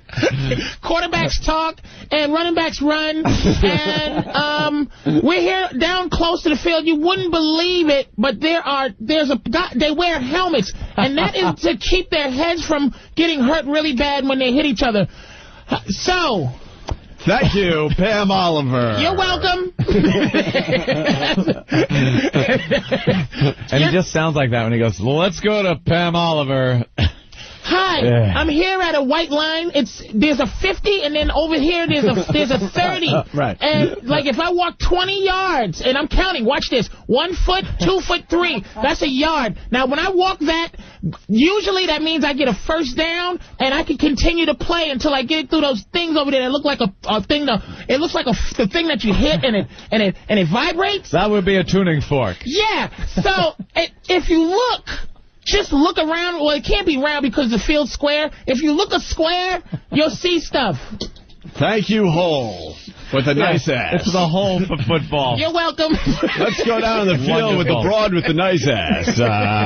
Pam? Someone seems to have made a mistake on the field because the marks go up to 50 and then back down again instead of continuing to 100. Thank you, you stupid hole. It's 3rd and 10. A lot of people ask, like, if they're at the 20-yard line, why isn't the field goal a 20? Well, believe it or not, they add the distance of where the tuning fork is and the guy holding the thingy. Thank you, Tight Snatch. You're welcome. 4th and goal, and it looks like they're going to be going for it. I always wondered, how did they come up with 4? Like, why not 5? Terry? Well, we're wondering why you're on the field doing the sideline reporting for this very important game. Oh. Poor guy with 2 blown-out knees somewhere. Everything you need to know. Yeah, he can't get his insurance money. Fights every month to get enough money to pay for the drugs for the pain he's got. He could be on the sideline rattling off stats and names and everything, but no. They want to open up the game to now. So it's not that stereotypical husband sitting on the couch wife bitching at him. Wife making the sandwiches. Making the sandwiches for the guys. Now that a woman is talking about it, she can then get involved. Hey, if she knows the game, why can't my wife? That's right. Let's get her involved. So we have to go down to the sideline and listen to the hole. Ugh. We got another example of the hole on the sideline. Listen to this one. And Holly Rowe, let's go down and check with you. Well, guys, we're kind of joking around. Why is Purdue calling timeouts on defense? But I really respect what Brock Spack's doing right now. He's been talking to his defense saying, let's worry about this series. He's coaching all these substitutes because who knows if they're going to have to open up this competition. So what message does it send to the kids if the coaches give up? Got to respect Brock Spack for continuing to coach his kids down to the last minutes of these games. Holly has not given up. It's 49-21, sweetheart.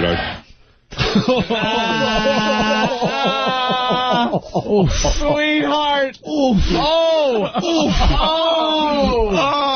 Wow, that is a great dig. That is a great jab. Sweetheart is the corporate bitch. He punched her right in the twat. Oh, it's like that one. It's like bringing your kid to work, you know. Oh, that's cute, son. That's cute. But let me do the heavy lifting. Given up, sweetheart. Toots, you dame. Hey, did you hear what that broad said down there? Ooh. Oh my goodness. And she tried sounding like she's rattling off. She got the names. She got the.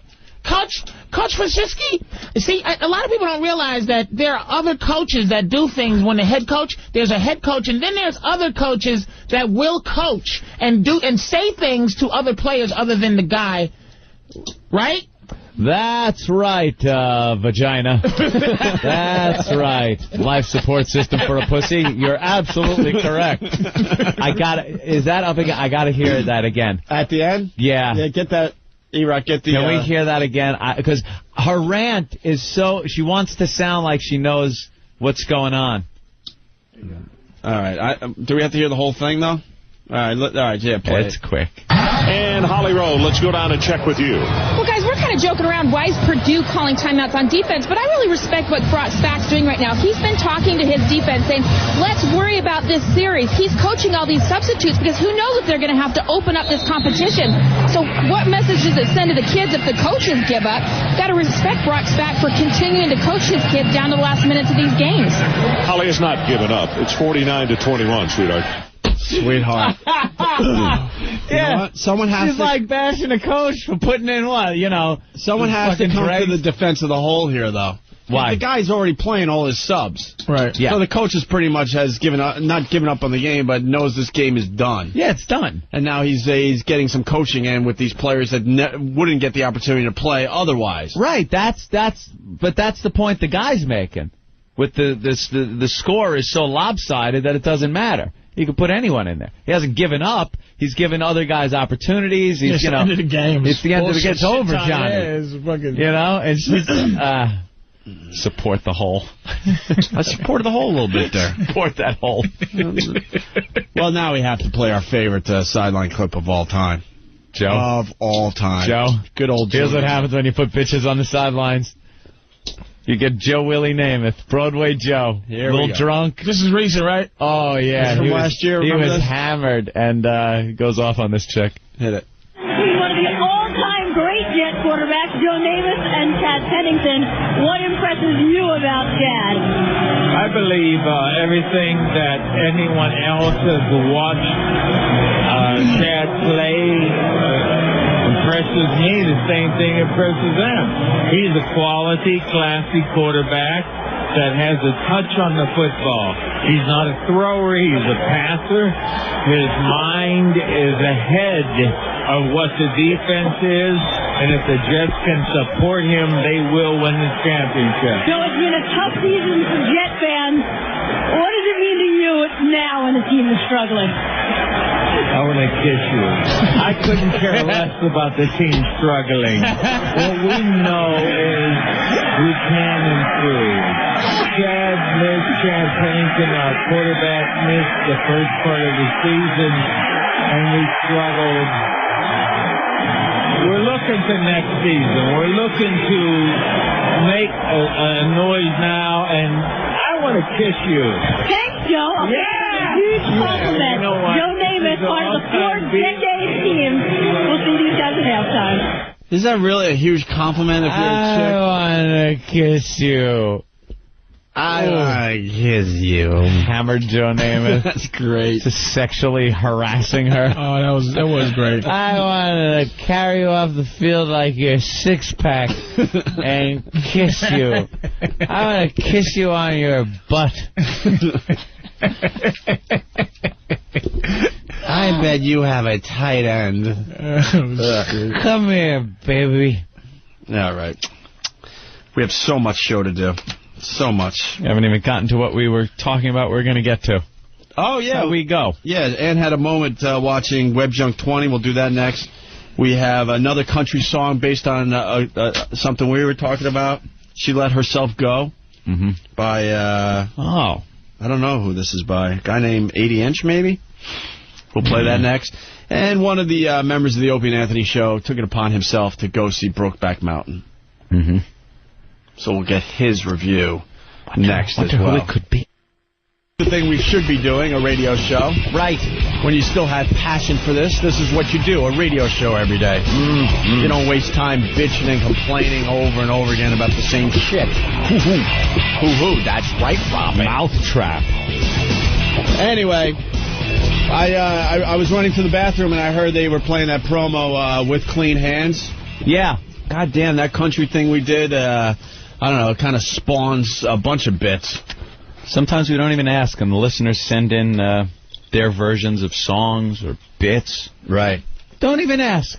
You know, E-Rock, I don't even know if we're going to have time to do the hot rap tracks in America today. I don't even know if we're going to get there. We have so much material on this show on a daily basis. But we did the top 10 country songs in America, and then we had fun with it, trying to figure out what the songs were all about. And there was one song, how did the Clean Hands go? That was based on what song? Keep forgetting. That was based on Currington. What was his name? Billy Currington. What was the song we were trying to figure out that led to With Clean Hands? He was sleeping with his girl. He was like, it's a love story. He was doing something right? He was doing something right, yeah. Yeah, but what was the title of the song? Anyone? I Must Be Doing Something Right by Billy Currington, right? Billy Currington. Get to the chopper, Billy. Me and Dirks. So the song was called I Must Be Doing Something Right, and we figured it had to be that he was clipping his nails and had clean hands when he was touching her vulva. I'm Scott Peterson. Hello. That'd be one of his names. Scott Peterson. So, to back up a little bit, so we goofed on the fact that what he was doing right was he had his nails clipped, he had clean hands when he was touching her vulva. Right. And we had some fun, and you guys went back and forth and made up a song called Clean Hands real fast. Yeah. Then DJ New Style took it upon himself to come up with this little ditty. We had two that came in. The other one is good, too, but it's a little long. DJ New Style hit it right on the old money. So listen to his With Clean Hands song. And then we got a brand new song that just came in based on our goofing of the country songs.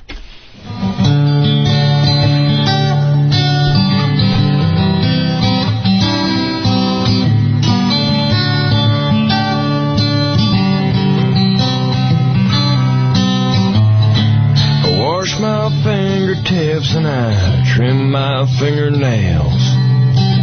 I light a candle and I whistle and wait for you to come over and put me through hell. The bedroom door bursts open and there you stand.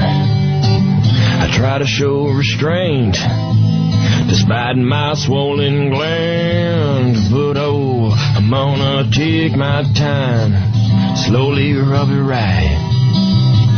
I'm gonna lay you down and touch your vulva with clean hands. Don't need no finger grease with clean hands. I'm gonna touch that pretty crease with clean hands. Gonna rub your little cooter with clean hands. God damn, you stink, but I got clean hands. I think we're going to have to do a road show and have these guys perform some of these songs now. Clean hands. So that came in. A very lovely song by DJ New Style, based on us goofing on that other country song, right? Yeah. So then there was another song called She Let Herself Go. Now, Who the hell did She Let Herself Go? That was the old school dude. Was that George Strait? Strait, yeah. Was it George Strait? She Let Herself Go? Bentley? Yeah.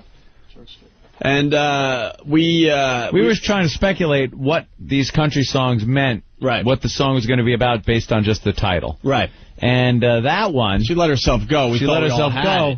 I swear, I thought it was just going to be, this girl hooked up a while ago. She let herself go, got all fat. He leaves her. When they met, she was a hot piece of ass, squeezing into the tight jeans, and a few years go by. Yeah, she let herself go. A few kids later, she said, fuck it, I don't need to look sexy anymore. Had it right. It wasn't about that at all. It was a song about a woman being empowered and taking her life in her own hands. She's going to let herself go from that nasty situation. Yeah, we haven't rose high enough as men to be saying, make a song called "Hey, you fat bitch, get it together." Well, this guy, is this the guy who did it, 80 Inch? Yeah. So some guy named 80 Inch came up with his version of She Let Herself Go. Which is a little more like the version we thought it was going to be. Absolutely. The real version. Yeah. The director's cut. Before they have a whole discussion on it, on Whackbag, I will acknowledge right now that I'm saying absolutely a lot on this program for some reason. Thank you. Absolutely. End of discussion. Really? Don't need to start your stupid thread. Is that something that happens? I noticed that too sometimes. It just hit me. I'm like, why am I saying absolutely about everything? Absolutely. In radio, it just happens. It's called a crutch. They call it a crutch, but every so often you find yourself using the same word a lot. Mine is absolutely for some reason. I was saying fuck a lot. I noticed the other day, it's like, I was listening back to the replay going, I am really saying fuck a lot. Yeah, the fuck people do that in real fucking life. The fuck quota went up a lot since you've been doing this radio show with us, my friend. Well, you can enslave me like you try. I like to swear. As you will. I do enjoy swearing. I fucking love swearing. I don't care about it. When I talk, I swear in my real life. I love it. It's just a great thing to curse. I was just listening to me, and I was above what I usually use in real life, the F word. Fuck. Yeah. I'm like, I'm using it more than I do in regular life, so I was trying not to. Hey, I'm going to try to say, I'm going to censor myself a little bit. I like absolutely. Because I want to be a mousetrap too, Robin. Absolutely. That's a good word. I say absolutely all the time. Fantastic. Absolutely. And the One Pass, they pick up on everything, so I just don't feel like reading 10 pages about how I say absolutely. They'll just make a Photoshop absolute Opie. And now they're going to have a bottle of Now they're going to have a thread on Whackbag where I acknowledge that I say absolutely a lot, so now they're going to say, does he say absolutely a lot? And then people are going to say absolutely. And then they're going to come up with other crutches that we have on this program. These cocksuckers talk about my laugh. My natural laugh that I've had since I was forever years old. Yeah. All the time. That's just what I do. I like having fun. I like laughing. It's like, oh, that big fat forced laugh. Fuck you, you computer pussy piece of shit. Nameless, unaccountable motherfucker. You fake name. Yeah. I'm faking my laugh. I'm trying to entertain you cocksucker for 4 hours a day. Yeah. And I can't repeat something. I can't laugh at my own self just to keep me from shooting myself. But it's like you go there and your ego just goes, wow, maybe I do. You're not even a profile, so maybe I could figure out who you are and punch you in the face, motherfucker. Yeah. Hiding. Maybe I do laugh. I love the hiders. I love the hiders. Come on out. So brave. You're all cordially invited to the studio. And you try to be, and you've been in the game whatever many years. I've been in the game a lot of years. So you know how to just kind of, but it still gets somewhere in there a little bit that you have to remove. Yeah, you got to It's not like a tumor, but it's more like a pimple that you press and it's out, and it's still there a little bit till it heals over about like a day. Yeah. But it's still something when somebody just picks out one little thing about your personality and just goes with it. Absolutely. It's like you're trying. Absolutely. You're trying here, you know? You're on the air every day and by the way, trying to do a good show. I do love the Pest. I just like beating them up a little bit. They're a lot of fun, actually. They make this job A lot of fun. All right, so getting back into it. So she let herself go. Mm-hmm. This is the version we thought, and this guy, 80-inch, took it upon himself to write a little song called She Let Herself Go. Right. This is what the country song should sound like. Mm-hmm. That's very good. Short and to the point, by the way. We like that when you guys send in these bits. All right, Opie, according to Stan from Whackbag, you say the reality of it is too much. Okay. And from Why Not Yemen on Whackbag, Anthony says stinks on ice all the fucking time. No, I don't. Only when something really stinks. You absolutely do. But why wouldn't you do? No. Who the fuck has a new vocabulary every day in real life? Yeah. Who?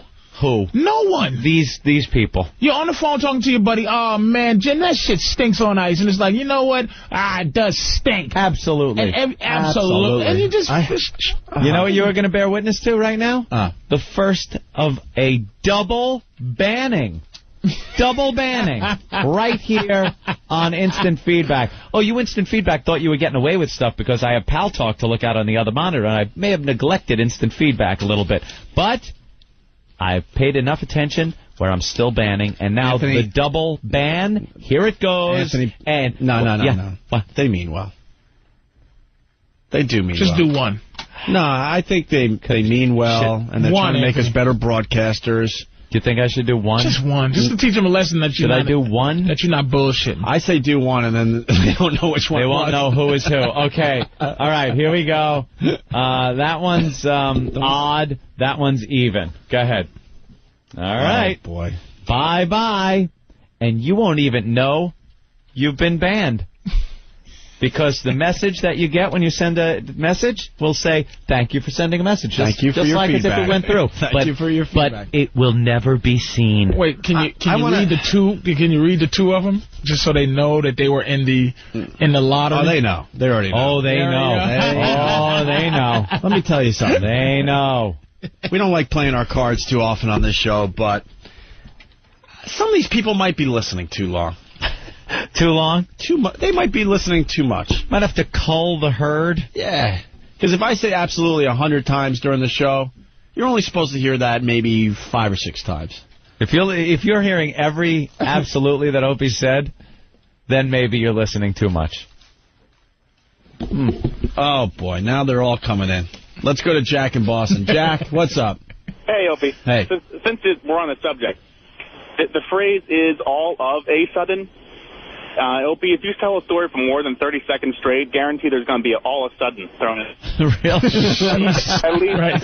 Motherfuckers. I hate you all. It's autism. No one should even pay attention to someone that hard. You're not supposed to be paying attention that closely. Joe in Jersey. Yo, you guys, Opie says where I sit all the time.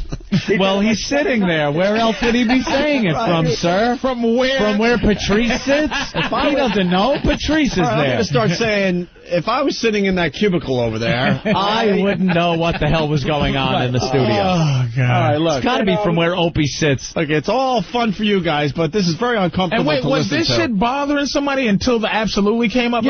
Was the fact you say where you sit, was that actually bothering the dude? It was bothering Joe, and from where Joe sits, he shouldn't fucking listen to the show so much. Listen less. Elo's pulling his hair out now because we're suggesting that. Oh, and it looks better. Huh? His hair pulled out. Nothing? Wow. That went over good. Milo hair joke has never bombed on this show. Yep, it bombed. I went to the girl on the sideline. You went to the sideline report. Why has Anthony given up? Chris in Georgia. Hey, fellas. What's up, Chris? Hey, man. Hey, man, when y'all going to talk about what happened in Manhattan and you hitting the OnStar button today? Oh, I hit my OnStar emergency. All day to find out about it. All right, and we can do the Web Junk 20 thing, too. Let's do all that. All right. Let's, See you, fellas. All right, thank you. I hit my OnStar emergency. Why? Over the weekend. Well, Opie, I was getting on the Long Island Expressway, I believe. Mm-hmm. And you ever see this happen? Oh, this pisses me off. And I was almost happy to see this happen the way it did. And it wasn't me involved. And you're on an on-ramp to a highway where the speed limit is 55 miles an hour. There's plenty of on-ramp. There's a car in front of you. For some reason, they will only get up to 35 or 40 miles per before they try to merge into traffic. Now me, I will be doing minimal 55, usually 60.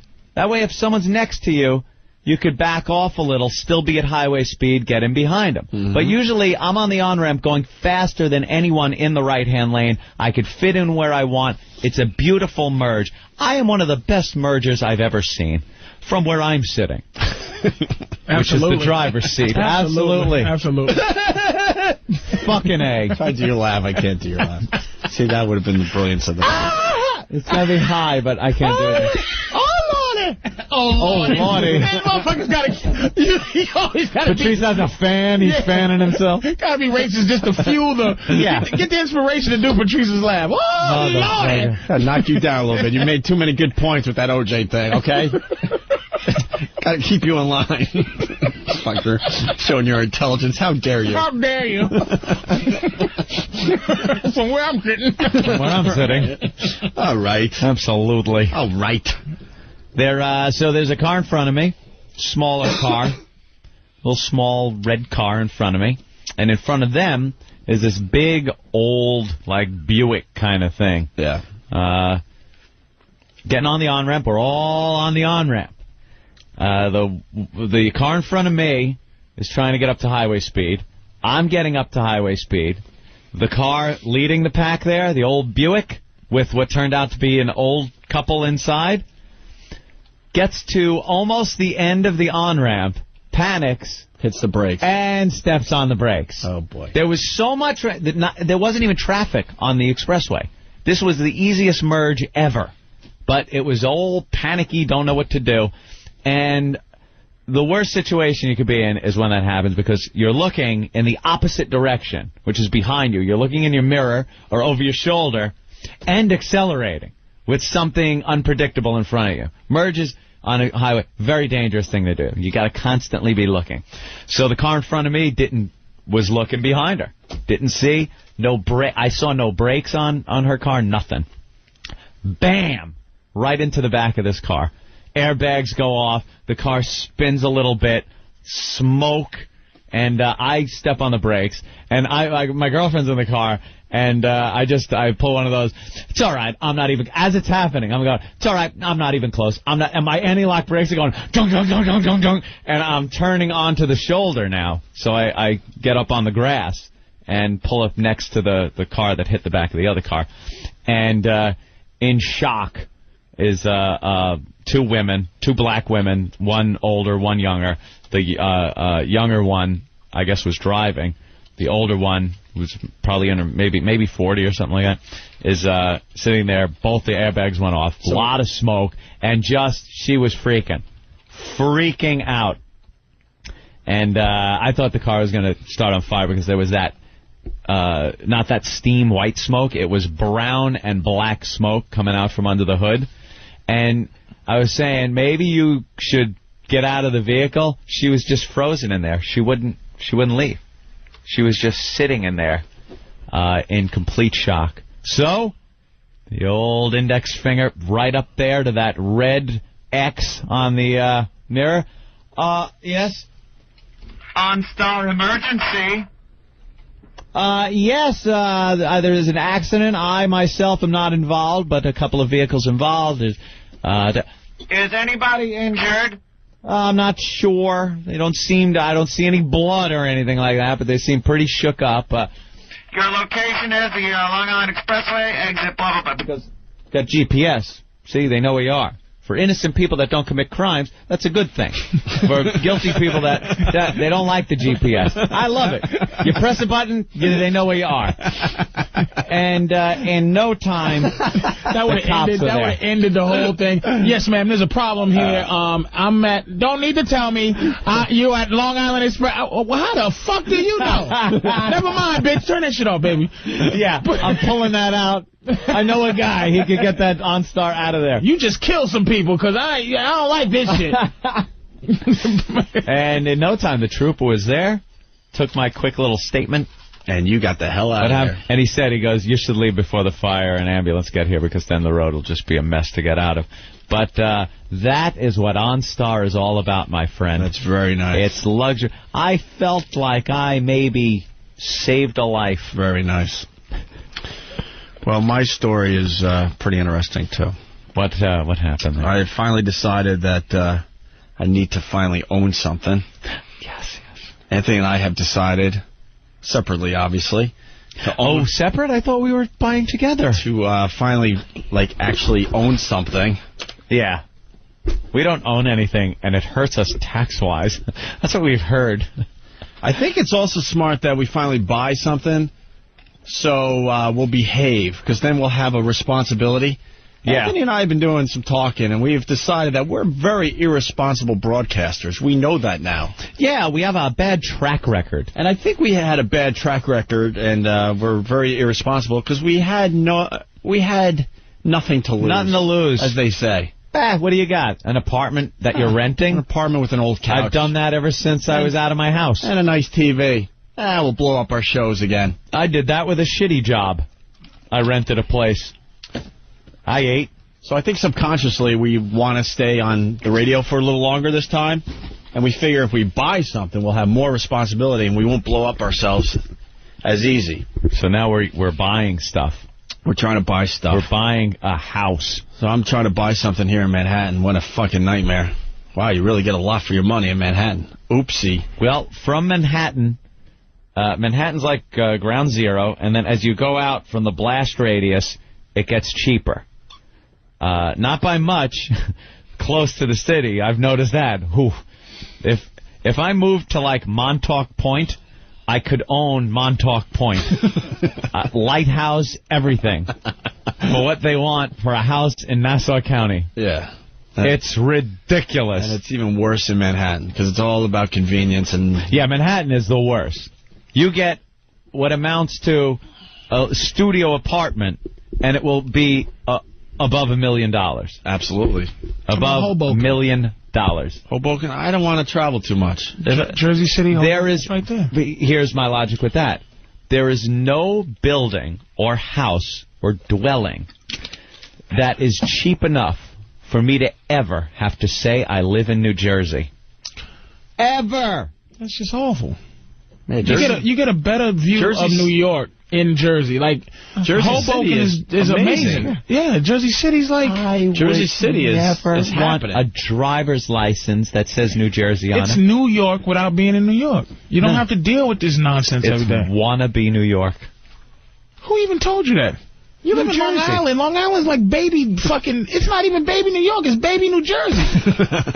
Long Island stinks. It is a suburb of the metropolis of New York. Bunch of garbage men and a fucking radio star. That's who live... Fuck you, fucking... Long Island stinks. Jersey is awful. Garbage? Or was that Staten Island? Staten Island is the place. Staten Island's bad. New Jersey got some nice places. You must be kidding. Eddie Murphy lives in fucking New Jersey. Oh, there's some Whitney, Houston. There's some amazing neighborhoods in Jersey. So, so I decided to start looking, and I started looking yesterday for the first time, and I looked at a brownstone, a very nice brownstone, and some other places. I'm just trying to figure it all out right now. I'm trying to educate myself. So I went into this brownstone. Gorgeous. The people have been living there since 1985, 86. Ooh. French couple. Very French.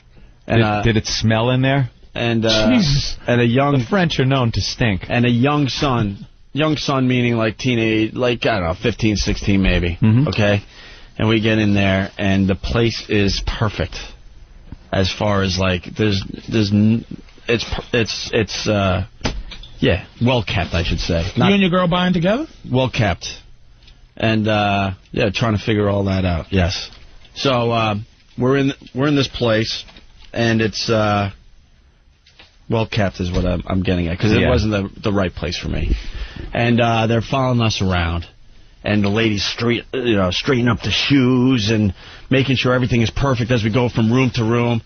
Which makes me think they really want to sell this place. That's the first thing I was thinking. They really want to trying real hard, yeah. And I'm sitting there going, why would they want to buy her? They've had this place since 1986. A little strange. So I'm like, and they're really anxious. They're explaining everything. Like, and you could do this with the shades, and if you want to let only a little light in, and we have security bars that come down, but it doesn't, but you could pull them up, and so it doesn't look like a prison, and there's outdoor space, and this and that. I like that feature. And she's running around straightening as we go. Straightening.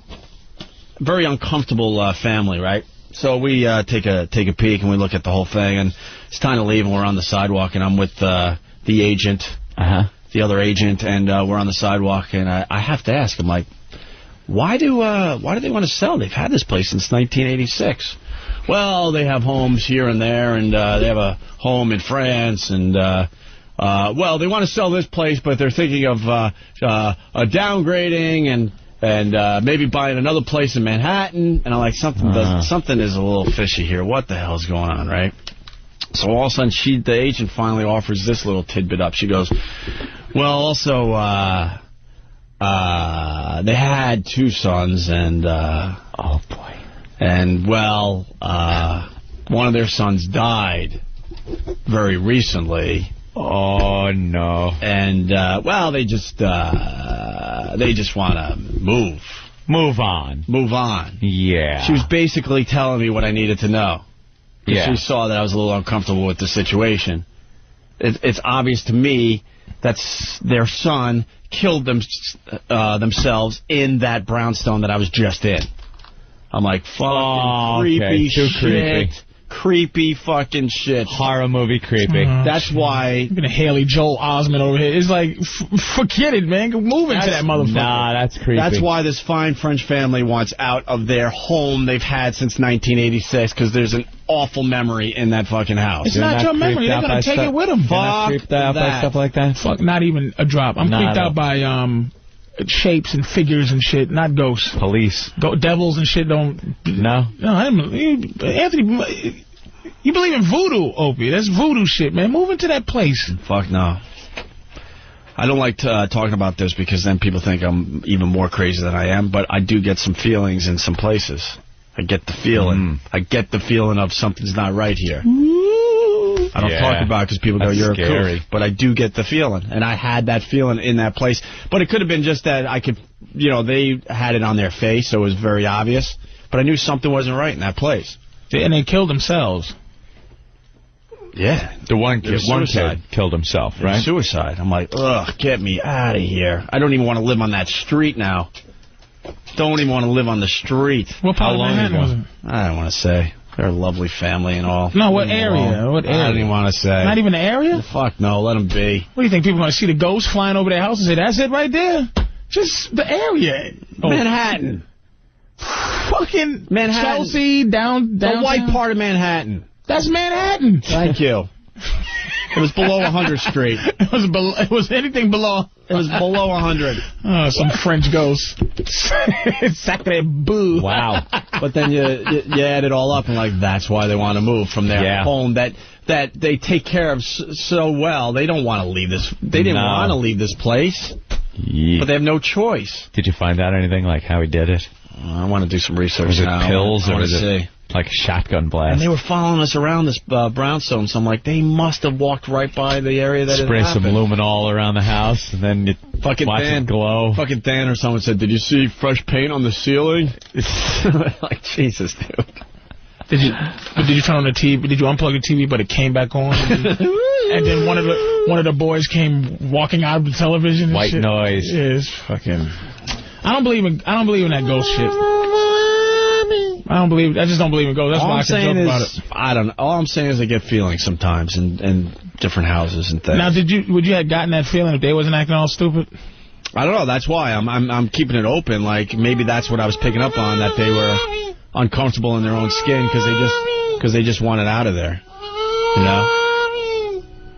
Look at his face. He's so serious, too. Oh, yeah, dude. You know, if you see his fucking face, he's just like, all right. Carol Ann. And going out... Stay away from the light, Carol Ann. Going out to buy your own place, it should be a fun a fun thing to do on a Sunday. I was so creeped out the rest of the day. I'm like, oh, this poor family. Yeah. They've been there for almost 20 years. They have to sell. They have to. They'll find a buyer. They'll absolutely find a buyer. They'll find a buyer and tell them the story. And they're dropping the price. You never play that hand, but the agent's like, oh yeah, and this will be we're dropping the price on this. Did you look tomorrow. in the mirror in the bathroom and start peeling your face apart? Was there a chicken with maggots on it on the counter or a steak crawling across the floor? It's nothing like that. Turn this off. You really don't. People don't even understand this motherfucker's creeped out. I was definitely creeped out. I'll buy the place if they came in and said, Patrice, come in, have a seat. All my family, we shot each other, we killed each other. How much is it? $500,000 for Manhattan for a fucking house? I'm taking it. 500,000? More than that? Way more. Way more. Way the fuck more. How much would it have to come down for you to buy it? I'm not buying it. No matter what? No, there were other problems in the place.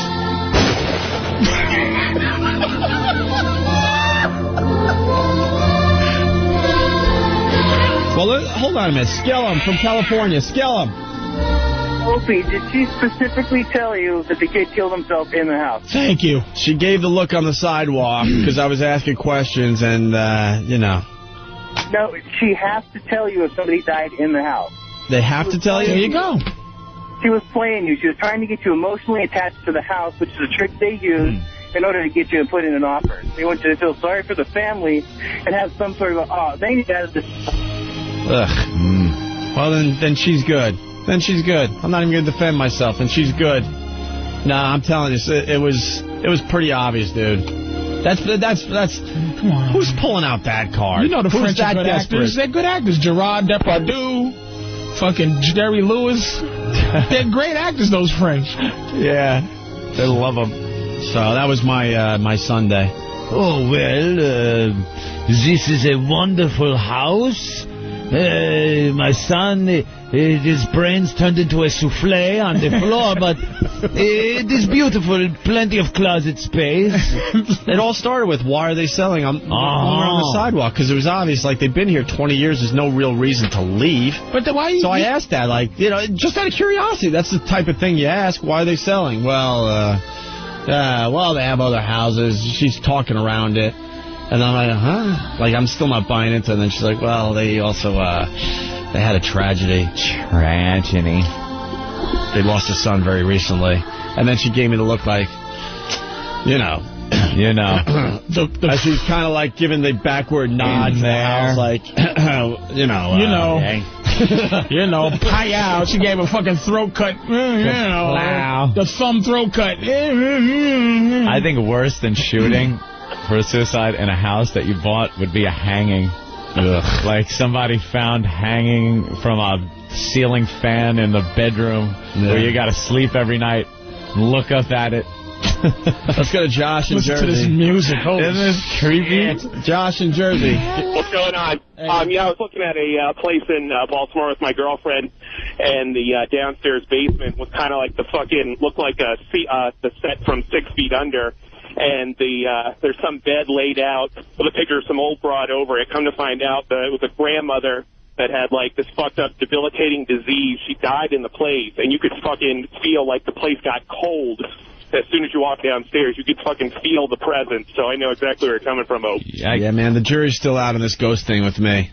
Punching out. I'm not going to say that I completely believe, but I need a little more info. Ghosts. I think all places shine. That's what you had. You had, like, evil memories in there of somebody that had to be corrected. And the sunlight's coming through. They had, like a really nice, like, sunroom. Aww. But it just didn't feel right. It's like, you know what I mean? It's like a sunny day, but it's like, get out. Like north by northwest. Get out. Type of sun, you know? Just leave. Yeah, I was just like... Yeah, don't even look back at that place. Get out my ass. That's it. I'm paying $4,000 a month for this shit. That's why, with me, It's new construction, my friend. I could give a shit if some Mexican pouring cement fell off a ladder and killed himself. No residents, though. It's brand new. You don't care if it's built over an Indian reservation? Indian burial ground doesn't bother me. It's just no one dropping dead in the house, in the bedroom, walking around. You know, they built a connection up with the house. If some friggin' Portuguese was in the foundation of my house and got cement poured on him and he's still there, I don't care. Some hieroglyphic up Mexican all in the basement. I could give a shit. On a Mexican doing the Bugs Bunny dance. Like an Egyptian pose. His head turned sideways and his hands out. Yeah. Frozen in the cement for all eternity. Damn, Opie. It was a weird day. Well, it's good to see you guys some type of, I don't know, is that religious, or what do you think that is, man? That's just creepy. I get the feeling, man. I'm telling you. I don't know what it is. I don't talk about it often because people go, you're fucking nuts. They already think that. No, but there's enough people who will be with you. No one's going to just say, hey, you're nuts. A lot of people believe in ghosts and shit. I guess I believe in ghosts, but I don't believe in, like, not buying a good house. Dude, I get... Because somebody, killed themselves. Not a good house, That's not my fucking... It's not a good house. What about all the murder and suicide all over the fucking world? That's like saying I'm not going to walk outside because somebody got shot right in this spot. That's superstition. But that's fine. Man. You don't have to lay in bed at night and listen to every creak in the house and go, what is this? Yeah. If you find out somebody died in your house right now, yeah. If you find out, well, I got, you know what, somebody shot themselves in your house a couple of years. Would you just leave? Hi, Parker Meridian. Can I have reservations, please? Thank you. Front desk. I need a room for 2 months. Yeah, 2 months. You heard right. Thank you. No furniture, no nothing. I'm not moving anything. Everything's staying there. I'm going to burn the place down, actually. I'm just going to torch the house. It's like that, huh? Creepy. I ain't into scary stuff like that. Creeps me out. Yeah, well. I hear noises or something, it'll just creep me out. All right. Creaky floor. Wait, what is this? This is pretty funny. Bill, what's up? Hey, Opie. Yeah. I bought a house. I got it wicked cheap. Couldn't figure out why until after we moved in. The mother backed over one of the little kids in the driveway. Is that bad? It's outside. It's in the driveway. Little driveway sealer, Little driveway sealer. No, like the dead people have to stay where they got killed. So the only problem with that house is you look out the windows at night, you might see a little something. Or worse yet, you're backing out of your garage, you look in the rearview mirror, and there's a little kid there. Right. A ghostly little kid, like in your mirror. Oh, that would be creepy. How much cheaper did you get the house, you think? About 100. 100,000? Yeah. The house was probably came out about $250. I bought it for like $175. Oh my God! Look at that. It was vacant for like 3 months. We couldn't figure out why. I'm seeing a good strategy here. You see a house you want, and you don't have a problem with it. You get a homeless guy, and you take him over there, kill him, and then no one will really care. But then they'll have to disclose it and take some money off of your house. Just a suggestion. Century 21 wants to jump on that. All right, thank you, Bill. No problem. Good story. All right, we should... you got to talk about Web Junk 20. Patrice's new hit show for VH1, blowing up. I thought we were going to take a cakey breaky. Did he just say a cakey breaky? We're all eating. A cakey breaky. Oh, that fucking cake is possessed. It's very good. Somebody killed somebody on that cake. Actually, I think you need a prop for your story. Because it's an uncomfortable story, so you could kind of... It's a little uncomfortable. So you make it a little casual as you're eating the cake. All right. Web Junk 20's on VH1 with Patrice O'Neill. Got a very funny show. Take a peek at that one. It's a good one. I like it. It's all web videos. VH1 is my favorite channel right now, between Flavor of Love, Web Junk 20, and, of course, Celebrity Fit Club. Web videos, how many different sites are there now? I mean, there are thousands of websites that you can go to and just download people doing dumb shit. Well, that's all the rage with the kids, With the kids. Seriously, it's blown up with the younger demos. They all have their favorite sites, which has all the crazy videos. Mm-hmm. There's everything from surveillance cameras catching people doing stuff. Upskirting. People just doing dumb things, like that kid that was opening up the car door and hitting people on bicycles, and then wound up opening the car door to hit someone on a bicycle. The bicyclist swerved, and the kid in the back seat kind of fell out, and his head smashed right into a bumper of a car that he was really close to. And he lived. One of my favorites, yeah. He lived, and he wasn't even that injured. Actually lived. And there's so many of these websites around, so much video. And VH1 made a show about it. Pop up some of the funniest ones, most interesting ones. And Patrice comments on them. It does a great job. It really does a good job. It's very funny. His comments are always snide, sarcastic, and very funny. So it was on. I think it's on 24 hours a day, 7 days a week on VH1. You could catch it. It's all That's the problem with the VH1 shows. Catch it now. Yeah, that's the problem with the VH1 shows. It wrecks my DVR. Wrecks up my recording of these shows. Records everything, yeah. I just make it real easy. I just go record series, and next thing you know, I got like 10 versions of the same Web Junk 20. Yeah. Taking up all my space. So, you know, me and my girl laying in bed watching the show. And, well, you know what happens, Opie. You're laying in bed with your girl, or maybe, I don't know, you're with your guy in a sleeping bag up on Brokeback Mountain. Wherever these things take place, it might get a little amorous. You know what I mean? I like to say a little saucy. A little frisky. A little saucy. From where I was sitting. Yeah. A little porno music. What the fuck? You know, you're in bed. You start having what they call the sexual relations there, Opie. What's called the monkey sex. Right. Whatever you want to call it. Had a couple of drinks, so, you know, we're all a little sloppy. Having some fun. You know, some good, clean fun. Good, clean American fun. Like a guy and a girl should have in a bed. And it's weird when you have a job like we have. Because occasionally, unlike a lot of people in the world, your friends pop up on television. And it's an odd thing when it first happens. I mean, there have been times you're having sex, and there's my pal Adam Ferrara all of a sudden. Hey there, pal. Hey, give her a good one for me. Tag her in the ass. You know, you just hear their voice. And I know TV's not a two-way thing, but it's kind of just weird hearing your friends talk while you're having sex with your girl. That's all I'm trying to say. You know, I did feel it. Did you? You son of a bitch, I knew it. I saw it in your face. I did feel it. It's just one of those things that... I felt an energy. It's an energy. It's an energy. Unless something... You know, most people don't have their friends on television for that to happen to. But it's been enough years where it's happened where that part of it doesn't really bother me. So Patrice being on television while I'm having sex doesn't bother me that much. But then the clip he played, now, we're really getting into it. And you don't want to be distracted or ruin any moments by what's happening on television.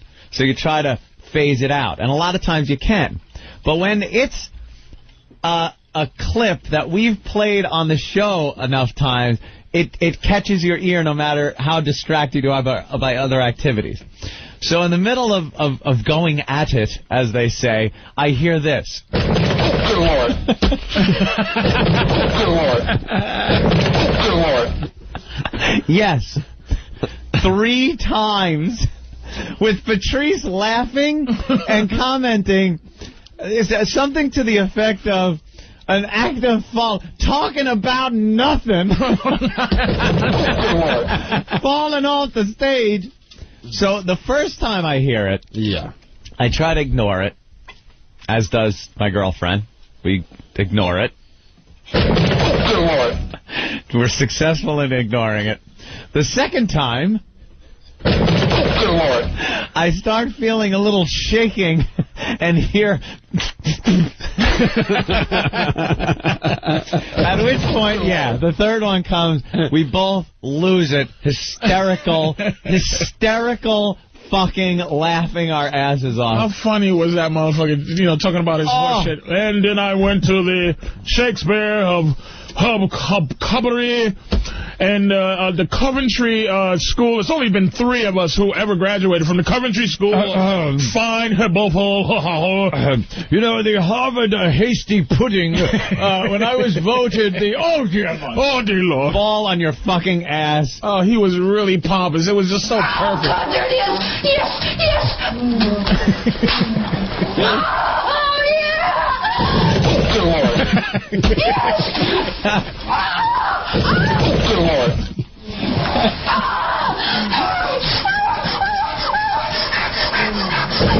Good Lord.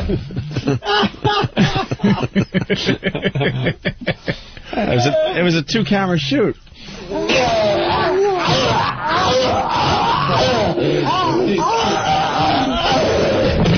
Lord.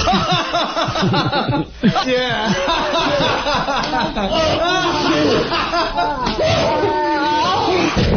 Good Lord.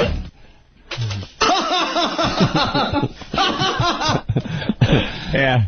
That's just a little strange. Yeah. We just, like, laughed our asses off. One time would have been fine. Oh, dear Lord. And, you know, because it's sex and it's just goofy anyway. So to hear the Oh, dear Lord clip, it kind of fits. Yeah. But, you know, then you got to get right back into action. So I laid the law down. You can get a doggy style, you can get laying on your side. Those are your only choices. This is my house, and I get to say. And, yeah, we finished up with this.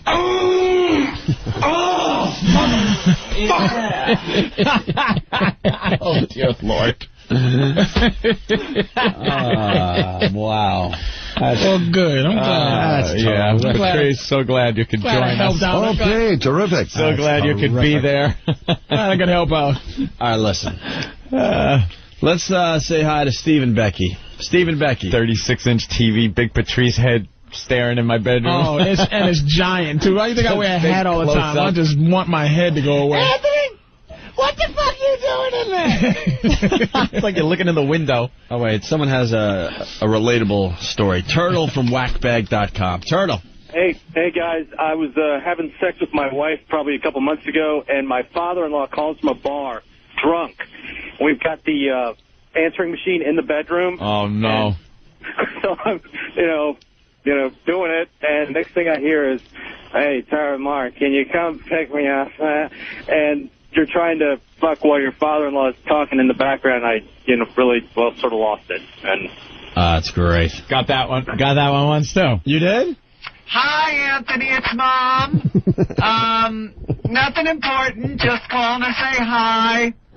And, like, you're just looking at the situation you're in, like, oh, my God. Oh, my God, look at what I'm doing. All right, well, if you give it to maybe you're out or doing something. You got a moment, just give me a call. Okay, bye, I love you. Oh, man, that's really... We interrupt this program. What? The Ozone Midget Sighting. Oh, a midget sighting. Robert from Georgia. What do you got? Hey, I got a midget spotting for you guys. All right. Hey, I was in a Walmart yesterday, and the greeter at the door, I saw the carts moving around, and the some bitch was not even as tall as the shopping cart. A little short black dude in dreadlocks, man, about 40 years old, and he couldn't have been 3 foot tall. But I started laughing, and my wife didn't know why, and I kind of explained to her, and so I got to call O&A and let them know, man. A little midget sighting. Little midget. There you go, a little fidget. What was the little fella doing? He meets you at the door, and he hands you the shopping cart, but the funny thing is, you see the shopping cart coming at you, and you don't see this fucker behind the cart pushing it. See, that's the best thing about the midget sightings. It's not the fact that you saw a midget. It's what the little guy was doing when you saw him. Because no matter what they're doing, it's always hysterical funny. Because they do things like that. One guy comments on the shopping cart. You see the shopping cart moving. It's like, what is it, a locomotion? It's just kind of moving itself. Oh, it's a midget. You think it might be a ghost? No, it's a midget. Or then there was a guy that saw a midget in a supermarket, and he needed help getting something off the shelf, and it was like waist high on a normal person. and he was jumping and like taking those big tomato juice cans, putting them on the floor and standing on them to get something. That shit's hysterical when it's a fidget. Meanwhile, back at the show. Can't believe your mom would call and leave a message. I know, it was very embarrassing. Absolutely amazing. Anyway. What? Let's go to Steve and Becky. Steve and Becky. Hello. Hi, Becky. You have to excuse me. Somebody's got a cold beer on my tits. You have a cold beer on your hooters. On my nipple right now, yeah. Why? And you're on Pal Talk? It's his morning beer.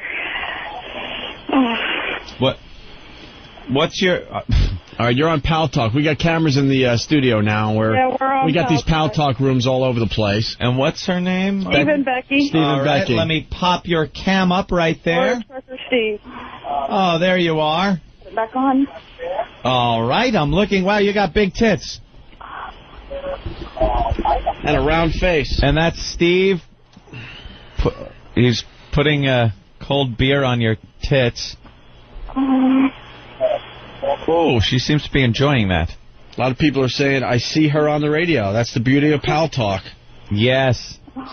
Why don't you lift that shirt up so we can see both of them, make sure they're both the same size. All right. Yeah. Hey, they are. How about that? And she's smoking and on the phone and... Jesus. And she wants multitask. You want to play Guess What's in My Pants today, live on Pal Talk? Yeah, let's play Guess What's in My Pants. All right. Now, when we do this live on Pal Talk, it takes on a whole different thing than it does regular Guess What's in My Pants, okay? Do you know how to play Guess What's in My Pants? Yeah, I hold the receiver up to my bush and rub it around. And rub it around, right. Now, you know what the most important thing is to not show your bush until this is done. Because the last time this happened, the girl stood up, we saw the bush, bit ruined. No, not really. It was just a shadow. It was a bunt shadow. A bunt eclipse? A bunt eclipse. All right. What you have to do is stay exactly where you are, because I can't see below your midsection right now. But take your pants that's a good thing. And panties down as Opie does it. Ruin this! And take your pants and panties off. But don't stand up. And don't show us your bush. You got that? Yeah, I got that. All right, pull him down.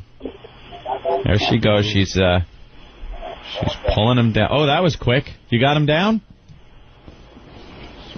Yeah, they're down. There she goes. Is that a guy... Does he have a pest shirt on behind you? Yes, he's got a pest shirt on behind me. It's one of our pests. All right. Have a pest shirt. Your pants are down. Yes. And now how we play, Guess What's in My Pants, she will rub the phone on her bush. And just judging by the sound that is made, we will determine what hairstyle she has. Ban Real 2000. Ban him right the fuck now. He IM'd me. His big IM comes up right in front of the picture of the naked girl. You're banned, fucko. Why would anyone IM me in the middle of video Guess What's in My Pants? Real 2000. Bye-bye, shithead. Bye-bye. Bye-bye. And somebody. I'm trying to look and participate, and an IM thing comes up right and blocks everything. Bye-bye, dick face. You lose. Okay. We don't need the music, believe me. Why not? We need the theme song. All right. We got to make it radio friendly. Yes, we do. All right. All right, and then we'll get right into it. Let's play the theme song for Guess What's in My Pants if Eric has it. No bouncing up before the fucking show's over either, Doug, you dick. Yeah, you got us on that one already. All right, hit it. Bum, bum, bum. It's time to play. It's time to play. It's time to play. Hey, guess what's in my pants? Place the receiver upon your beaver. It's time to play. Hey, guess what's in my pants? It's time to guess what's in my pants. My pants. All right, Becky, if you will, take the phone without standing up or anything. Just spread them. and rub up and down in an up and down fashion a few times on your bush. Okay.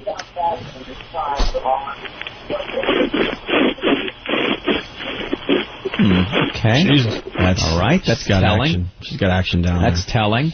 Very good. Okay. All right. Now, if you would do the same thing, side to side, please. Side to side. Okay. My God. All right. There's definitely something going on there. Okay. Now, in the most telling fashion, if you would rub it in a circular motion. Circular.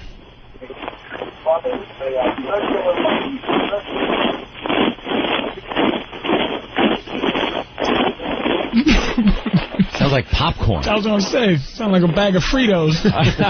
Fritos. Jesus, bitch, shade that marching band down there. Sound like some goose stepping. All right. Now, without standing up, don't stand up yet. Don't show anything. We're going to run through what the possibilities are for the people playing at home. All right. There is the standard issue girl triangle, which is just a bush.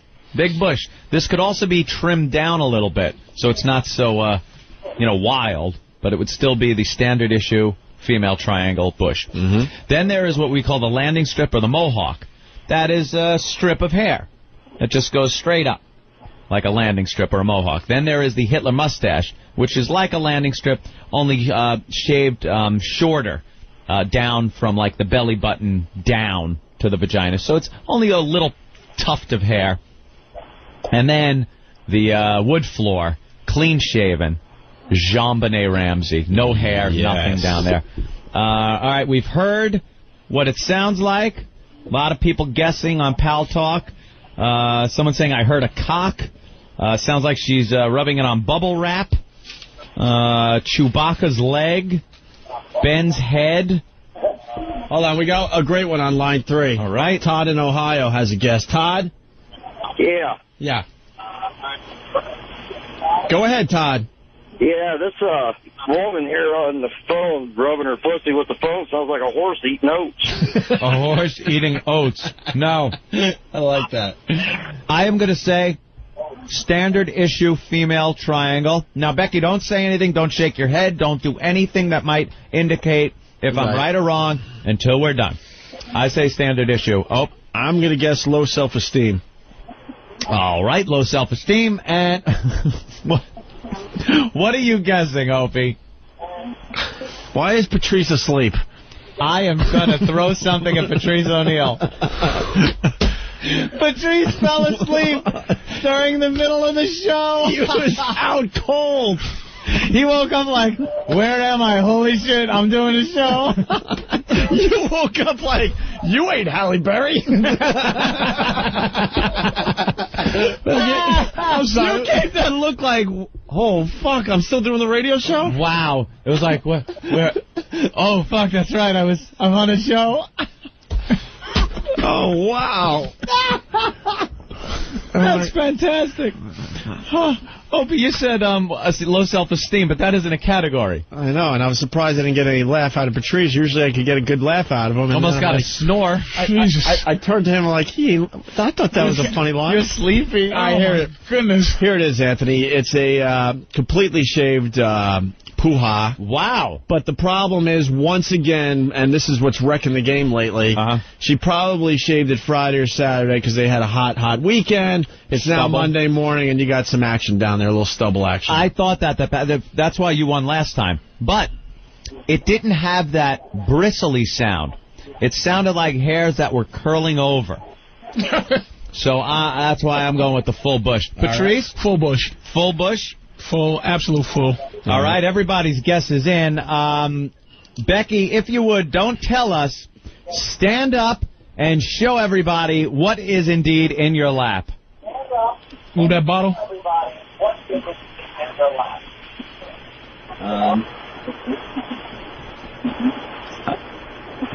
All right. Oh, I think Opie's right. It looks like it's shaved, yet grown back a bit. No, that's a little more than grown back. That looks like a Mexican cave. Tell her to move the C-section scar for a second. God. Becky. Yes. Becky, you shaved recently. Yeah, Friday night. What? Opie had it right on the head. She shaved, even had the day, Friday. Thank you. You consider that a shave Friday? No, it's Monday. I don't know what's going on there. What was that shaved there, Becky? No, it's pretty bushy. Yes, From Friday? It's a bush. Wait, did you shave clean Friday? No. No, I didn't say Yeah, all right. So I Grows do hair not like an Armenian. No, I didn't win. No? So there's a whole standard, world of hurt down there. Standard triangle? Yeah, pretty much. Triangle? That's like... Got a Greek man's back down there. It's fucking... That's a shape I've never seen as a kid. I couldn't tell what that was, like, shape-wise. Could you stand further away from the camera? Because it was too close. Preferably in the next room. Just stand up where you are and lower the camera a little bit. Staying away from the camera. Yeah, like lower the camera so we can see the bush. There you go. Okay, now stand still so that we get a good shot. There's just... Oh, don't move the camera so much.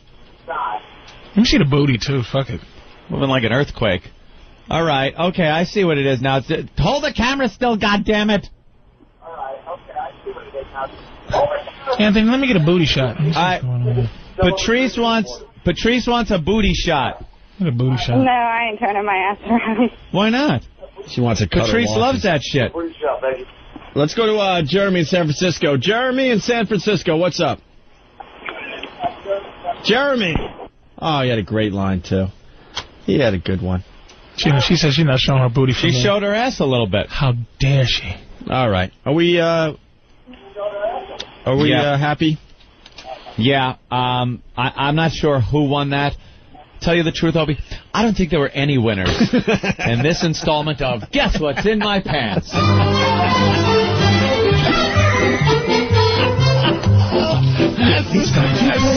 That's such a 50s outfit. I don't think it was any winners. There are no winners in war. Thank you, Jerry Springer. She said not me. Boy, am I a fucking dick. Tell her I'm sorry. It's time to guess what's in my pants. My pants. Gotta love the pal talk. Video, Guess What's in My Pants, sweeping the nation. We invented it. Hoo-hoo. A big hi to everyone in the Pal Talk rooms today. All right, we're going to take a break, and then finally we're going to find out which member of the Opie and Anthony show went and saw Brokeback Mountain. Oh, is this like confessions? Revelations? Is that what it is? Somebody going to talk about getting fat sucked out of their neck? Or a nose job? Or hair extensions? Or being a homo? Hair plugs? Well, I guess going to Brokeback Mountain, that's pretty much that homo thing. Yeah, we'll find out next. Steve and Becky from Pal Talk are back. This is Steve. I'm with Becky. Hey, Steve, what's up? Hey, look, I just need to ask Patrice to send her an apology note like you did the other girl. Yeah, when we ran her up. I tell you what, I wasn't really being mean to her, but her feelings are hurt. I hate to hurt people. Patrice. Hold on for a minute. Becky, stand up and show me your ass, honey. I like this guy. Real pimp. Becky, honey, show Patrice your ass. There you go. Turn around so he won't get mad and he won't be upset. I can't How's that, Patrice? I can't. It's not up. Well, what the hell you be calling for talking all that bullshit? No, it's not up. It's not. What? It's not up now. He's putting it back up. Okay, he's putting it back up. Hold on, honey. Hold on, honey. All right. Let me. We're just truck drivers off for today. Oh, my God. We're running out of show. I know it. All right, Steve. Can't see it, man. Okay, Becky, go ahead. There it is. Becky, go ahead. He wants to see your ass one time. Then he'll send you an apology note, honey. All right. This ain't working. Okay, I'm going to stay on the line. I'm going to stay on the line. All right. All right, go ahead. There's our ass. I see it. This isn't going anywhere. All right. Thank you, Steve. I'll see you later, man. All right. Speaking of Steves, why don't we get Steve in here? Good old Martini Steve. It's Martini Steve. Martini Steve. It's Martini Steve. We haven't played the theme music in a while for these guys. That was kind of cool, though, man. I never heard that. There he comes. Ah, shit. Ah, yeah. Steve, I like that, Steve. I like that. Old school Steve. You did that? No, Drew did it. Drew Boogie? Yes, he did. Drew Boogie that motherfucker should make some money or something, man. I agree, man. We're trying to work on some things with him. Holy shit. So Steve mass emailed everybody. Well, mass. 3 people. You, Ant, and Ben. Oh, that was it? Yeah. Oh, I thought you emailed pretty the whole much staff. mass for all of us. You went and saw Brokeback Mountain. Yeah. Steve? Well, it wasn't by myself. I'm married. I gotta, when I want to go see what's that? Oh, for Christ's sake. You know what that is. Yeah, I do know what it is, actually. It's the song that's gonna win the Oscar. I hope not. I personally didn't want to see it, but, I wanted to see Hostel, but I got the Fu Manchu and the tattoos and the fucking biker rings. I know. I'm a contradiction, apparently. Oh, my God. I walked in and, I wish I knew how to quit you. Oh, my God. I wish I knew how to quit you. Oh, you like that, don't you, faggot? Yeah. Had to take one for the team. I wanted to go see Hostel. I wanted to see Syriana. So why didn't you just go see one of those movies? I will, on my own. I will, but I had to take somebody else. I'm just surrounded on this show by why? I can't believe this. Not Steve. Yeah, Steve. I can hear this coming from you. No, man. No, but not fucking Steve. Why? There's different situations. I don't get. I'm with you on this one. Sorry, I don't get the have to go to movies because someone else wants to see it. No, it wasn't. I wanted to go to a movie. Why couldn't she go with her friends if she wanted to see it? I'm sure she could. I have no desire to see this movie, and no one's going to drag me. I was curious. I'll admit I was curious. Bi-curious? Yes, exactly. Thank you so much.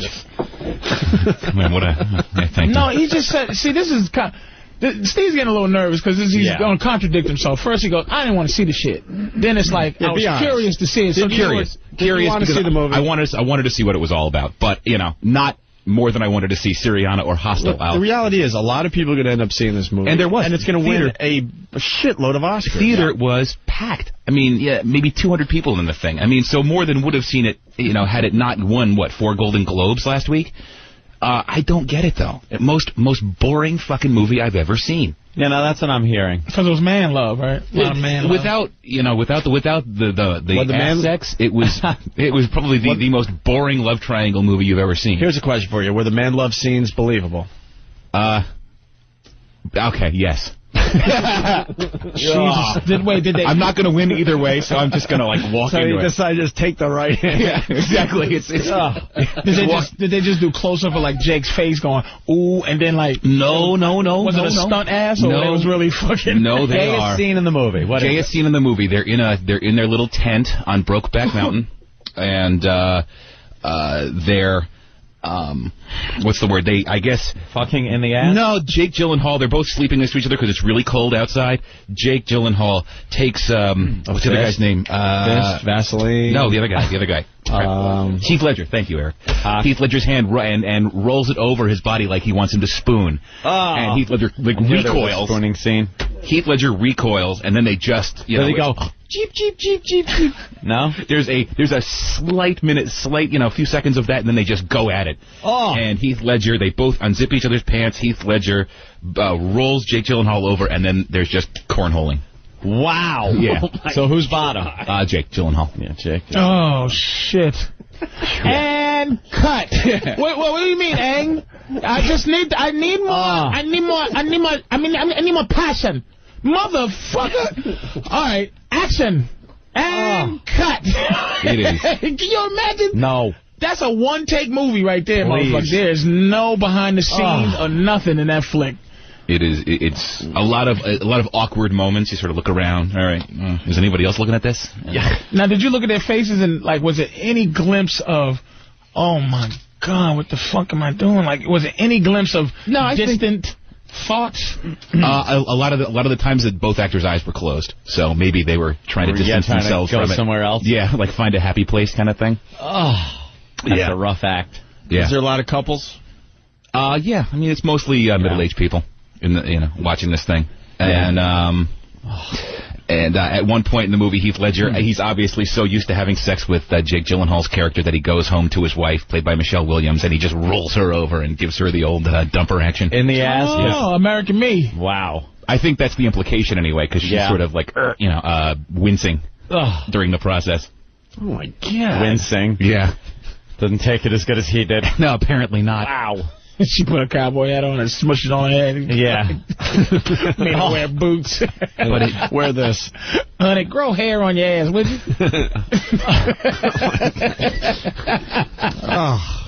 That's really hard. But it drags on. I don't understand. I get the cringe factor. People want to see it because it's two mainstream actors going at it with each other. But outside of that, boring. What happened at the end? What's that? What were you hoping for? A dick went in it. What happened at the end? Like, did they? You want me to fuck up the end for you? I will. Yeah, I definitely do. You care? Tell people to turn their radio down or something. I don't care. Hey, Ope, do you care?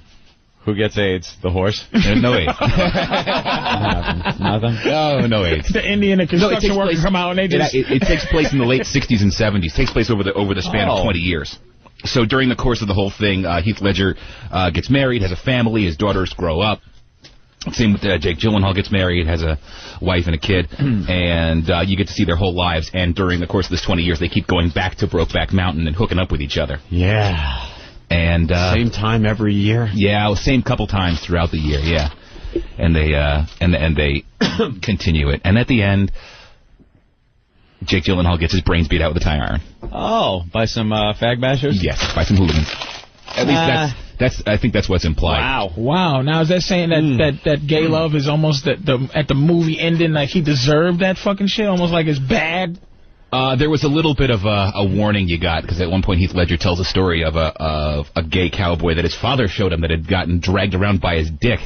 Ooh. And his father showed him the dead body, sort of like, don't you ever be a gay cowboy. Yeah. Well, we got Dog in Ohio has something for you, Steve. Dog? Steve, what the hell? What? It's like, you're not a big enough man, tell your lady to go by herself? No, that's what I'm talking about. On the broke back. Yes, my wife asked me to go, and I said, "Fuck, take your friends. Like, you got plenty of women friends that want to see that shit." No, I normally do. Normally, I do tell her to take friends. Another man plow some guy from behind. What the fuck? Did you look up the movie times? No, I did not. And what was your posture in the movie? Hurry, we can make the 9:10. Slumped over, sort of like in my chair, like biting my nails. Steve's the best. Hey, honey, hurry up, we can make the 9:10. Was you holding snacks? What? Was you holding her? Was she holding you? She did the arm? No, she had a few mouth agape moments, just like like the whole time where she agape, very nice word. I like that one. Thank you. Open, wide. And did you walk out like, all right, what we gonna do now? Let's go wrestle. Let's go wrestle rhinoceroses. Nah, walking out is a little bit awkward because you don't really want to make eye contact with anybody else in the theater because everybody else is looking at the goddamn floor trying to navigate. Like I didn't just spend 2 hours of my life watching two guys butt fuck. Here's some cab money, baby. I'm gonna go choke some. I'm gonna choke Steve. I'm gonna go cut some promos and choke alligators and shit. Show's over? Yeah, that one's quickly. Oh, man. All right. We'll have to save the Cindy Adams for tomorrow. I applaud you. Steve went to go see that with his girl. Yeah, all right. Yeah, I mean, that's some pussy shit. I would have respected him more if he went to go see it with a couple of fellas as a joke, but not be muscled by your woman, but, still Steve's a gangster. Steve's a bear. Did you hear what the guys at the Adult Expo were saying about that? Yeah, we're going to get to that when Jimmy gets back. Okay, yeah. We got you at the Adult Expo. We still haven't played that audio. Is it still here? Yeah, it's still there. Maybe we can play tomorrow. Jim, Steve, and Laszlo at the porn convention. Yeah, Jimmy had fun with that. All right. Also, the one thing we forgot to mention today, Terry Schiavo's husband there got remarried. That's another big story we didn't get to touch on today. Hit on that tomorrow? Yeah, I guess. It'll be in the papers tomorrow. All right. Yep. Let's say hi to Patrick. Patrick, what's up? Yeah, I was just wondering why didn't take the field trip that you guys were talking about last week. Were you all supposed to go see the show? Yeah. Or the movie? It seemed like a good idea when we at the time when we mentioned it on the show, and then we were just like, ugh, fuck it. I had a feeling that wasn't going to happen. That's kind of why I went. All right, don't you know? Oh, really? Really? Want to tell us more? You're all disappointed that we didn't take the field trip? What, I really fucking up right now. Hey, man. You pretty much, yeah, you were all right. You made it through a very uncomfortable break, and then you had to add that at the end? Yeah, I have a way of being self-destructive like that. Yeah. What the hell? Let's say hi to Sean in Jersey. Sean. Hey, I learned today that Frenchie killed himself in a brownstone recently. Hey, yeah. Thank you. Rob on Long Island. Rob, what did you learn on the show today? Hey, what's up, guys? Yeah, I learned that Patrice was question Blue Girls to be... fuck, I fucked it up. You stink. Yeah, we'll see you tomorrow.